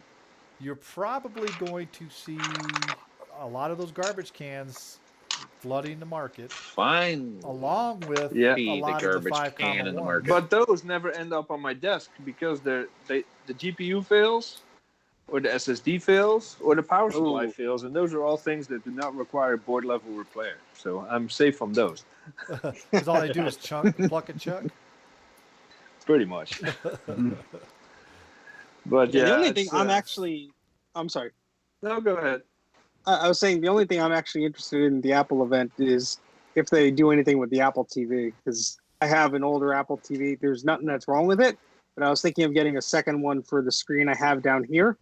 So if I get a new one, I'll put the old one down here. But I don't know. There was a rumor that they were going to release a new one, but I don't know if they're doing anything new You know with what it. sucks about that, Steve, is I have the second gen Apple TV, which is the first puck that came out, and I can't use Plex on it, so that's the only thing that sucks. Yes, you can. Not on the second gen, because you can't download apps onto it. Yes, you can. Oh, there's ways around that. How did you do it then? You're gonna have to show Billy. me Obi-Wan Kenobi. For a I'll show you. price. Because before I got the one that came before the 4K. Yeah, that's the one I'm talking about. That's the fourth generation. No. Yeah, the fourth gen is what I use in my living room. Before that, I had the second generation, which was the first Puck. black Yeah. puck.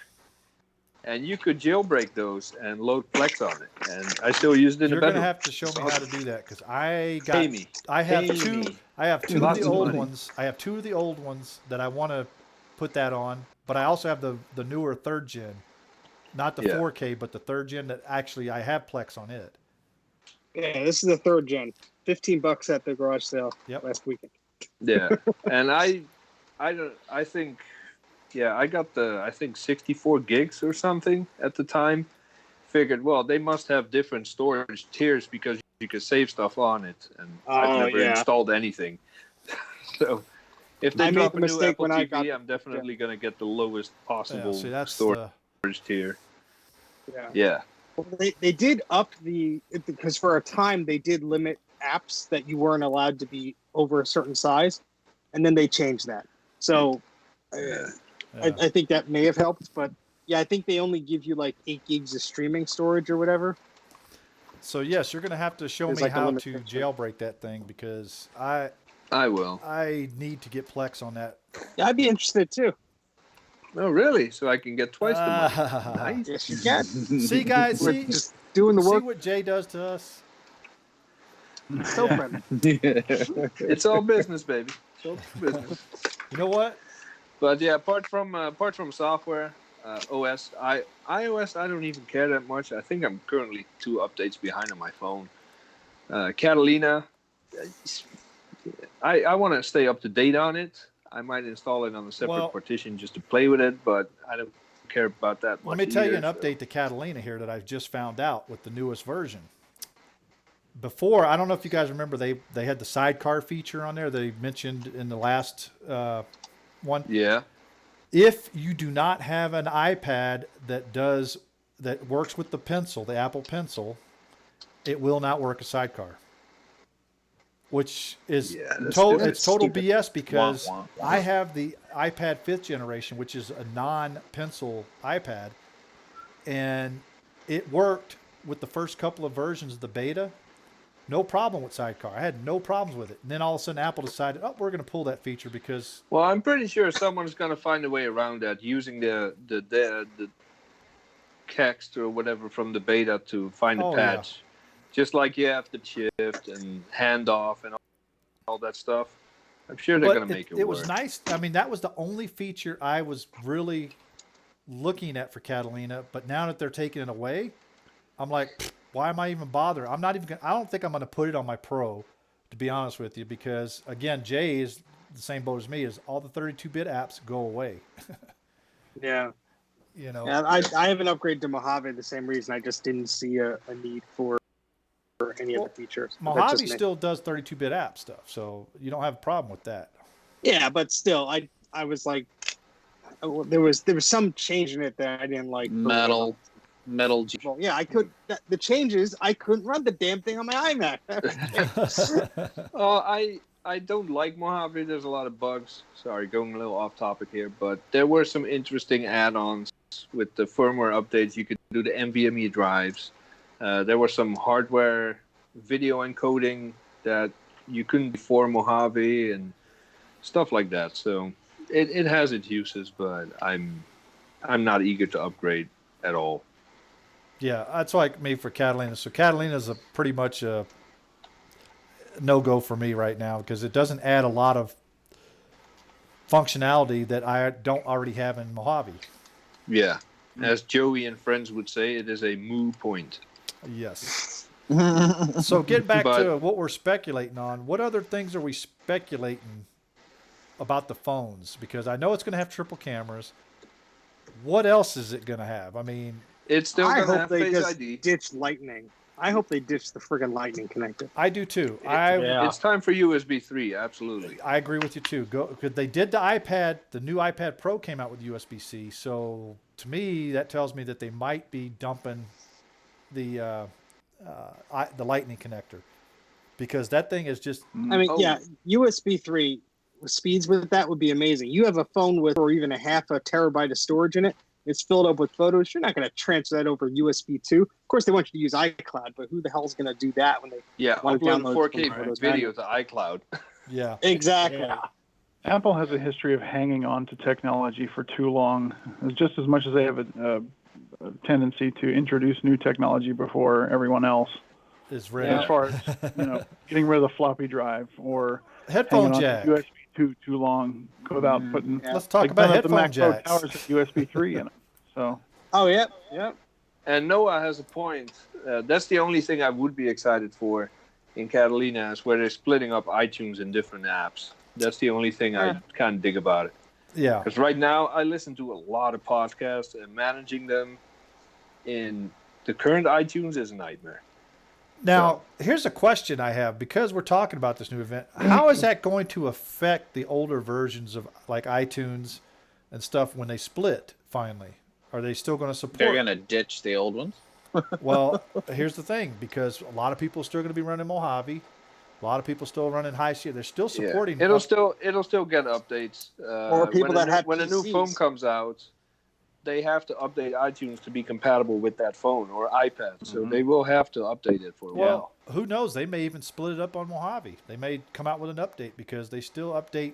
I know they still on High Sierra. They're still updating. What do you call it? Safari. I just got an update today for Safari. But I think that's more security related. I don't think they're going to put too much work into older operating systems. But who uses Safari anymore? I do. I'm using it right now to watch our stream. We won't talk about what you use there, Google Chrome. Nope, I actually switched to the Brave browser. I don't use Google Chrome. Or What? He made a brave decision. It's a superior browser to Firefox as well. Basically, do we the expect Firefox any stuff. brand new stuff? Like I expect the phone or the watch and the phone to have another health app that monitors brainwave and can predict when you're going to fart or something, but nothing really spectacular. Well, here's the thing. I can do that new myself. watch still does not have that EKG monitor set up yet. So apparently they haven't figured that out yet. Really? Oh, no. The software has not been implemented to actually implement the EKG feature on the new Apple Watch. You could take your test on it. I saw a demo. Yeah, you saw a demo at the. No. I saw. Who showed it to you? Yeah, I also saw a someone- demo of a wireless charging mat to charge all your Apple I did devices. too. What happened to that? It went poof. Yeah, you have to download this app. I mean, they have instructions on their website. It doesn't say something like coming soon or anything like Well, that. from what I want to see Apple release a wireless laptop charger. Like you set your MacBook pad and you wirelessly charge it instead of that would plug the mean sucker in. mean they would have to stop using all aluminum casing, which Apple's never going to do. Come on now.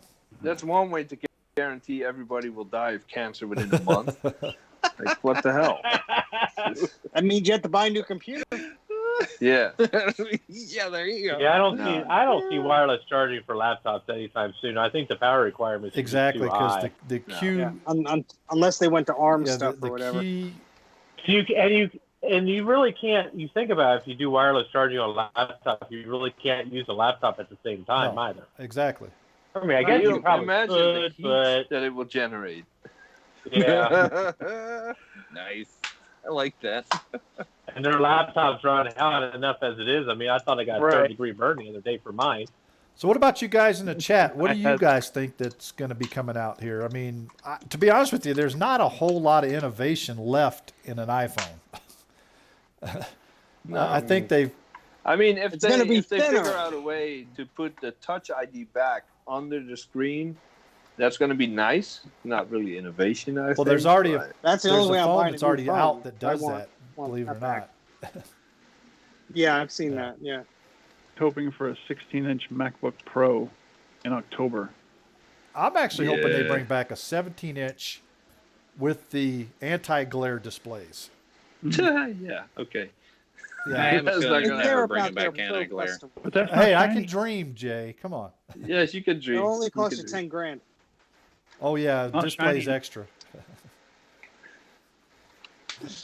Yeah, I'm browsing Mac rumors and stuff. I don't really see anything else that's gonna catch I my don't want fancy. glass in my laptop at Yeah. all. Noah says you really don't want a glass back MacBook Pro. Right. Yeah, especially the bottom. That's the point you don't want it to be glass. Well, I saw an interesting concept, and it's just another dongle thing, but it was basically USB-C, and then USB-C came out to sort of like the thing you put your watch on, and so USB-C came out, and then there was a wireless charger thing that you put on it. So yeah, it's not a Mac, and yeah, you need a wire, but you wouldn't need to remove or change anything in a Mac. You would just have this maybe a dongle or a brick, and that brick would, sit on something to, charge it. But again, the power consumption to do a laptop, this was just a pie in the sky concept thing. So. Brock goes. I did read that. I think it was a patent that the app going to get a band that self tightens and stuff. Oh, Like you back put to it the on and- future-ish, huh? Yeah, that would be kind of cool. It's called elastic. Yeah. Things Brock, are gone. Brock goes 5G Intel chips and new MacBook Pros.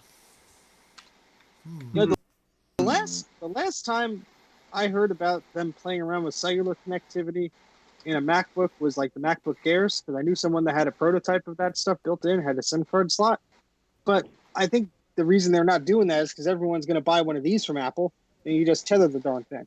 But Yeah, that's probably a good point there, because why would they ravage the sales of one item to another? So they make you buy two. I mean, I could almost see them doing it now because of this electronic SIM stuff now, where you don't really need a SIM card for some of the stuff. So I could sort of see them going that route if they wanted to, because before you would still have to mess with the SIM card and then different countries, different cards, all this stuff. But if it's all electronic, I could see them doing that. But also I could see them just saying, "Oh, let them buy an iPhone." It's out of it, Yep. That's all the speculation I got. Yeah. Yeah, We'll see what I haven't- happens. And then Noah goes, I think they're doing underscreen fingerprint readers 2020 to 2021. To be honest with you, I've gotten so used to my Face ID now that if I tried to go back to Touch ID, I'd probably screw it up. I hate it. I hate it every single day. I hate it 50 times a day. I hate Face ID. I've gotten so used I to it. would It does, rather have to wipe my shirt every time this has moisture on the button and redo it than look into the damn thing, and go, and have it unlocked. I agree.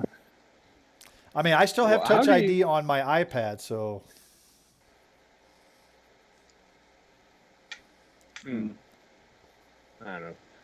So do we got anything else, guys? Or I mean, we are probably going to be talking about this a lot next week because it'll be after. I'll definitely be watching it so we can cover it. But I'm not personally looking forward to it. In fact, as a matter of fact, guys, if you want to, I think some of us might be in Discord and watching it. Yeah. So we'll probably be live chatting in Discord. In fact, Rocky, if you could make a channel just for that event. Apple events. There you go. That would be great. Just like on the Apple TV. Yep.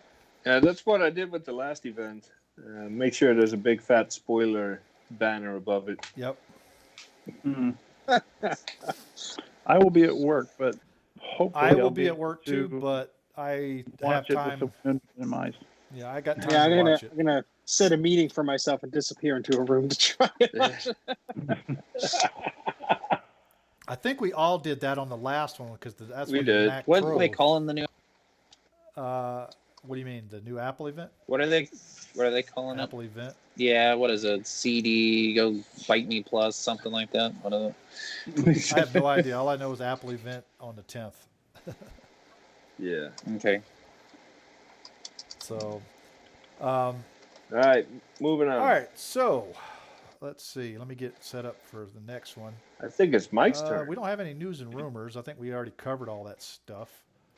Oh, by the way, they just call it Apple Special Event on the website, so Yeah. no fancy name. But they have an Apple logo that has a bunch of colors, so a lot of people have been speculating that, they're coming out with new colors. No, Tim Cook is going to come out on stage with a bubble machine and plant it into his ass and fart bubbles into the audience. That's what's going to happen. You heard it There here we go. first. I would see him do that. I want to see that. I would pay money to see that. God. All right, Mike, so you're up. Do you have anything for your Mike's Mac Shack? I do not. Mike! I had no time to prepare this week with vacation and problems at the house, so I will catch you next week. unless you want me to show off this crappy little iPod I have. I mean, I think I have the same one. That's the one that's taking to send me, right? this one still says slide to unlock. How many of you guys remember that? Oh, Slide yeah. to unlock. This runs iOS 6. You know what? I've never minded the slide to I didn't either. unlock. In Actually, fact, the slide to unlock. Oh, I actually liked it. This runs. Yeah, this thing. This is a 4th gen iPod Touch. It's 16 gigs. It still runs iOS 6.1.6. Dude, that looks like an iPhone So 4. it tells you how old it is. Sure. it is. Oh, well, that's an iPhone. It No, 4. came out That's the same time Dana's. as the iPhone 3GS. Actually, it's basically an iPhone 3GS Without the phone. without the phone. Yeah. So it's got a absolutely horrendous camera on it. We're lucky to have a camera at all. Yeah. I Don't be ungrateful. never did quite understand the whole idea of the camera on the iPod because I've very rarely ever used it. Yeah, see, Dana, I have that same iPhone. So yeah, that's love that. But iOS 3. yeah, I remember I've had iPod touches since they first came out. I had a 1st gen, a 3rd gen, a 4th gen, a 5th gen, a 6th gen. Still waiting to get some money together to buy a 7th. Just for shits and giggles. The 4th gen wasn't bad. I bought my wife the 4th gen one. That was her first iOS device, and she went traveled and used that camera. Yeah, the photos looked like crap, but it was something, you know. Yeah. Now I know this now. I actually still use it. It's been sitting on my desk for a couple of days. I have this, and then I have a iPhone 4. That the iPhone 4 is. I usually use that on my nightstand to stream music, but when I'm using that for other things, I use this to stream music. I have a Sony iPod dock on my nightstand, and I just listen to iHeartRadio on. I mean, it still has all my music and everything on it, but and I can actually watch videos on it. The screen is too small. It's ridiculously small. I mean, comparison, I mean, it's like, Oh it's yeah. like I can't. We had devices this fun. This is an iPhone 6s Plus, and it's just like, oh my god. But Tiny. these are actually still quite usable. You can still get a lot of apps for them. Yeah. I mean, they're going to, and the nice thing is this is up Rocky's out. This one here still runs the old app. So anybody who got forced out of the old 16 and 32-bit apps on their phone, one of these is still nice to have around. That's a the good battery is one. still fairly respectable today. Because anything after an iPod 5, if you updated all the software on, you're pretty much screwed.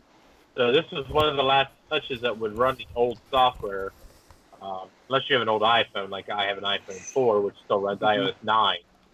So anybody who's looking, oops, hey, the battery died. This is an old iPad 2, and it still runs the 32-bit app stuff. So everything, and you can still download it off the App Store. Believe it or not, I was able to download Flight Control and put on there. Nice. I kept the old iOS on my iPad. It was a iPad 4, or no, maybe iPad. It was old. It's a very old iPad, and I put one of those super rugged cases on it, and it's functioning as a babysitter for my kid once in a while when we get busy. When you get busy, but well, and busy with work too. But it's my kid, of course, he gets more and more aware of what he has in his hands. So at some point, he hit the update button, and now it's running the latest iOS. He updated it for us. This was my dad's iPhone 4, and he got rid of it because he couldn't do GPS anymore.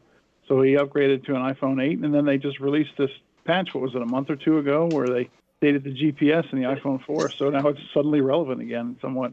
Yeah. Oh, Flappy Bird! Make yourself rich. I still have my iPad 2, Jay. This was actually the first iPad I ever bought, and I gave it to my niece when she was 4 years old, and she's 8 now, and it actually still works. She never broke the screen on it, never even scratched it. I was very impressed. Now I gave her an iPad Mini, and her grandmother stepped on it and cracked the screen on it. Oh, I had to replace it. No, I used to have the iPad. I think it's the iPad 2 or the 4. I don't remember. But hold on.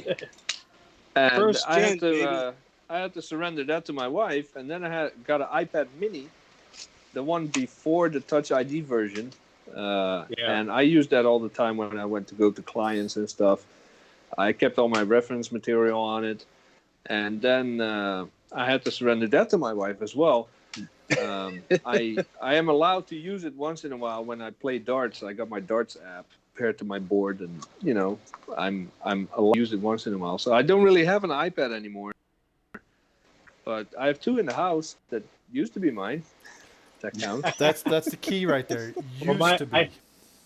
I still have the 2, which I don't use as much, and my wife has. I have a 2nd gen Mini, a 16 gig model that actually I gave to my wife, and she uses it here and there, not as much as I used to. And then I have a 9.7 inch iPad Pro, 1st gen, that I use all the time. So basically, when I'm not sitting in front of my computer, that's what I'm on is my iPad Pro. Yeah. I mean, I don't even use my MacBook as much as I use my iPad. But I tell you right now, the new iOS that came out for the iDevices on my iPhone 6 and my iPad Pro, it is absolutely wasting the batteries in it. I mean, my iPhone I kind of understand because the battery in that thing is borderline because I used the crap out of that. But my iPad Pro had a perfect battery in it. And now I'm only getting like 2 days use out of it when I used to get 4 or 5. Wow. Well, to be honest with you, that's because they add... And I still like the 30-pin connector, guys. I don't care what anybody says. I still like the 30. I've had issues when with it comes those. to My son broke a 30-pin connector on his iPod one time. Oh, really? yeah. I've never I have never had an issue since the first iPod Touch came out with a 30-pin docking connection. Whereas I have had all kinds of problems with lightning connectors getting dirty and what else, and having to get in there with a little toothbrush and trying to clean the contact. You know, I mean, I've probably cleaned the one in my iPhone 4 or 5 times, and I've never had issues with my iPhone 4, my iPod Touches, even my iPad 2. So, yeah, it's big and it's bulky. Wireless charging. It is very outdated. But yeah, but the problem is my phone dock in my bedroom is a 30-pin, so and I refuse to get a new one. Well, if it works, it works. If you want, I have a couple of 30-pin to lightning adapters. If you want some, I have one of those in my truck for because I have a 30-pin dock connector that's hooked up to my Kenwood stereo in my pickup. And I have an adapter in there that is good for that in the application because it's a lightning connector with a wire connecting to the 30-pin adapter. Yeah. I used to have just the solid one that was just a 30-pin into the lightning. And that was great for like my phone dock in my bedroom, but I lost it. I have no idea where it disappeared. And it's really kind of annoying. I bought about 5 or 6 of them because the guy was selling them at a here we go back to the flea market thing. He was selling a bunch of them at the Hamfest, and I think I paid $5 for, or no, I think I paid $1 for like about 5 of them.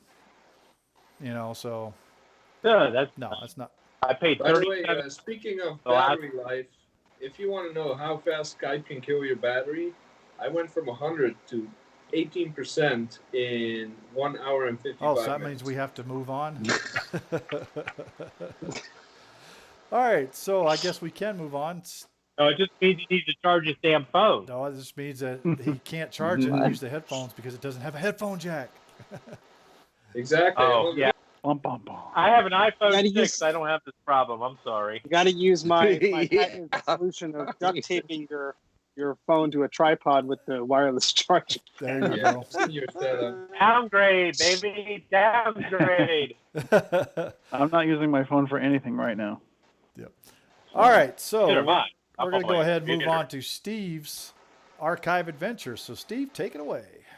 Yeah, so this is something I mentioned a while ago. I just never got around to uploading it, and it's still not available on Macintosh Garden or Macintosh Repository. So this is something that I want to share with everybody. It's only one out of the 2 discs. I want to see if I have the other disc. But this is an iMac install disc for the original 233 megahertz iMac that came out, the first Bondi or however you say it, blue. The reason this is special is because the OS version is not 8.6, it's 8.5.1. So this is the first revision B disc that came out. The revision A models had system 8.1. Now, there is a version of this disc that is in Spanish or German on Macintosh Garden. This is the English disc, so there you go. So I'll be uploading this soon. I'll put the link in Discord and on my Twitter and stuff like that. So you'll find a link to that. There is an accompanying restore disk. This is the install, so this gives you the OS. The restore would give you the apps and stuff like that. I don't think the restore disk changed too much other than the OS version that's on there. So if I could find the restore disk, I'll upload them as a pair. If not, Jay, see what version you have under SSW version. Is it 8.6 or 8.5? 8.5. Oh, really? Cool. I may have one of those too. Is it an install or a restore? I got both. Oh, sweet. So if you image the restore, then we got a complete set there because the Macintosh Garden. And I got this is for iMac, and then I have another one. This is specifically for iMac DV. Yeah, I have a few of those too. This is SSW 9.0, so that's older. So your iMac software restore, the number under CD version, what is that? You have CD version 1.0? And it's 691-2177-A? No, 2159A. Oh, okay. So he's just slightly older then, but cool. Yeah. So yeah, we'll have to image those and put them somewhere so everyone can grab them because that's what I restored my iMac to, original 8.5.1, and it screams on it. So, 8.6 is a bit more stable, but it was fun to restore from the original disc. So I'll be sharing that soon, and I'll coordinate with Jay to get his copy. So we'll have a complete set. We complete each other. Oh, nice. Yes, we do. We complete each other. All right, guys. Last segment of the night. Mike actually came up with this one because I didn't really do much research this week for what were they smoking, and Mike came up with this one. So the one we have here, and I'm going to post a link in the chat so you could go look at it. It's a Facebook group post. It's for a Mac Pro 3.0 quad core Xeon, 16 gigabyte RAM, 1 gigabyte video, SSD, and data drives, LCAP, OS X loaded system. Well, to me, that's not really loaded system, but anyways, $325. What? Yeah. Wow. That's about 300 too much. Yeah, basically it's a 2.1, but to be honest with you, it's got a 5770 graphics card in it, which those you can get for about $15 off of eBay because that's what I got mine for. Yeah. I mean, he's got 16 gigabytes of memory, which you could buy that for about $40 on eBay if you look good enough. But the rest of the system, it's a 3.0 quad core. So I mean, he's got to upgrade it to at least a 2.1, but still $325 is a little steep. A little bit, especially at the bottom where it says optional 30-inch Apple Cinema display available for $300. What? Oh, I didn't see that part. It's clear at the bottom. Yeah, there's a similar one that I just pasted into the chat that I'm seeing not too far away from where I live. It's been posted forever. Fully loaded Power Mac G5 tower, blah, blah, blah. And yeah, they want $300. 300. But I love this is what he says on here. Why a Mac Pro? Graphics and video editing require extra performance that the iMac and the MacBook Pro can't offer. I'm sorry, but if you're running it on a 2.1, right? Okay, an iMac will blow that sucker away. Maybe if you're talking about a 2007 iMac and MacBook Pro. Maybe. Yeah, asterisks. Yeah. Yeah. Big asterisk. Oh boy, these guys are crazy. And he's got storage times. Yeah, 4. I mean, I've done video editing on a 1.1. I mean, it's doable. It's a little slow, but I mean, you really got to have some pretty decent stuff in there, especially your graphics card. Yeah. And 5770, just, I hate to say it, just isn't quite enough. No, that's your minimum metal capable card. That's pretty much it. That's minimum. Yeah. Bare minimum. Yeah, and that's why it's still for sale, because nobody bought the damn thing. That should be clue enough to the seller, but some people are dense. This Power Mac G5 that you posted up here, this isn't even close to being fully loaded. System 10.3.5, 1 gig of memory, a dual 2 gigahertz. This thing is like the most base model freaking G5 in the world. 1 gig? What does he got? If you read the description, it's loaded. Yeah. Loaded a FX 5200 video card. My God, I can barely play UT 2004 on an FX 5200. Wow, that's my Power Mac G5 will blow this thing away. Mine will blow this one away. Yeah. Trust me, mine isn't even that loaded. Mine's a dual 2 gigahertz too. 1 gigabyte. So he's running 128 megabyte sticks in that thing. 4256. For 256s, which is it's probably a very early model, probably like mine, so it only has 4 slots. Because that's the way my dual 2 gigahertz is. It's a very early model. It's only got 4 DIMM slots. Yeah, he doesn't put what. Yeah. Needless to say, I will not be picking this up anytime soon. Don't blame you. So, we're going to ask the audience, what were these guys smoking? And I'm thinking some really crazy stuff here, so... I don't know. I think the guy with the Power Mac G5 smoked some pretty good crack. Yeah, but I think, Yeah, well, even the Mac Pro guy, knowing the town, I'd say you're not far off. but even the Power Mac one, he's Got smoking. himself a bucket of Yeah. heroin. There we go. He's got some heroin in there. Yeah. I like to be creative. You know that corrosive dust and the crystals that you find when your Power Mac G5 water cooled tower leaks. I think that's what he was smoking. Yeah, there you go. Smoking some Dex Cool. Yep. So, And this, go ahead. And this Mac Pro, this is even entry level. This is like, oh my God, this is like way below entry level. I mean, oh God, I just laugh every time I see it. And it's sad too, because I would actually buy this machine for a reasonable price. If nothing more, just maybe the part. the person will bring it down. My 3.1 is probably just as powerful as this, and it's only got one processor.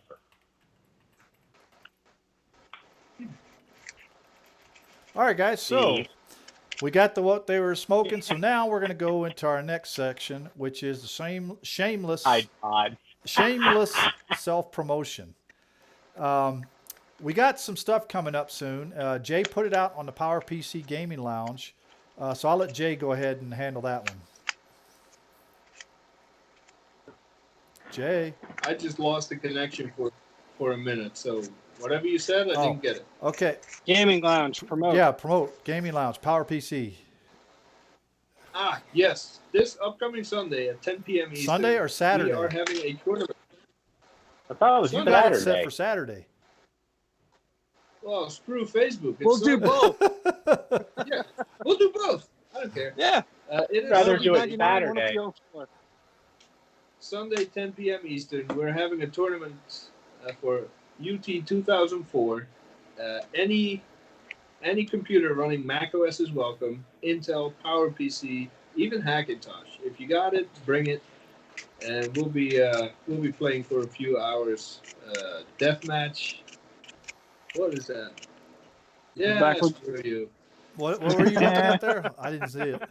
That's the Facebook event. Says Saturday, 10 p.m. That's what I. What the hell? Facebook is so stupid. No, you just don't know how to put your dates in right. Learn to Facebook. So yeah, if you want to play UTO4, get to the PowerPC Gaming Lounge. We have the files you need. We can hook you up with a Ventrilo account so you can do voice chat while we play. And the ultimate goal is to kick Steve's ass. No. The ultimate goal is to make sure Jay dies horrible deaths every 2 minutes. Kicking Steve's ass is a secondary priority. You can choose one. Dude, it does say Saturday. What the hell? Because you don't know your dates. It's all that puck mouse. It must be, yeah. Oh, anybody else got anything going on in their channels that they want to mention real quick? Yeah, I'm cleaning up this iMac here, so I'm doing 2 videos on the iMac. I don't know when they'll be done. This thing is taking longer to refurbish than I originally planned, but as soon as I'm done, you'll see tweets and Instagrams and YouTubes and whatever's about it. So that's it. Yep. All right, since I'm hearing nothing.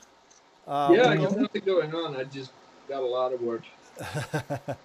Jay has actually been streaming every once in a while on Twitch, guys. So if you go on his Twitch channel, you can watch him. It's boring as hell, but you can watch him fix boards. It's just a camera pointed at my desk and you see soldering irons, but no audio, no fancy overlays, nothing. I just want to see if my Mac Mini can actually do it without catching on fire. It's actually been working pretty good. So. I am in the midst of testing 5 Mac Pro 1,1s, but I'm not filming it, unfortunately. So.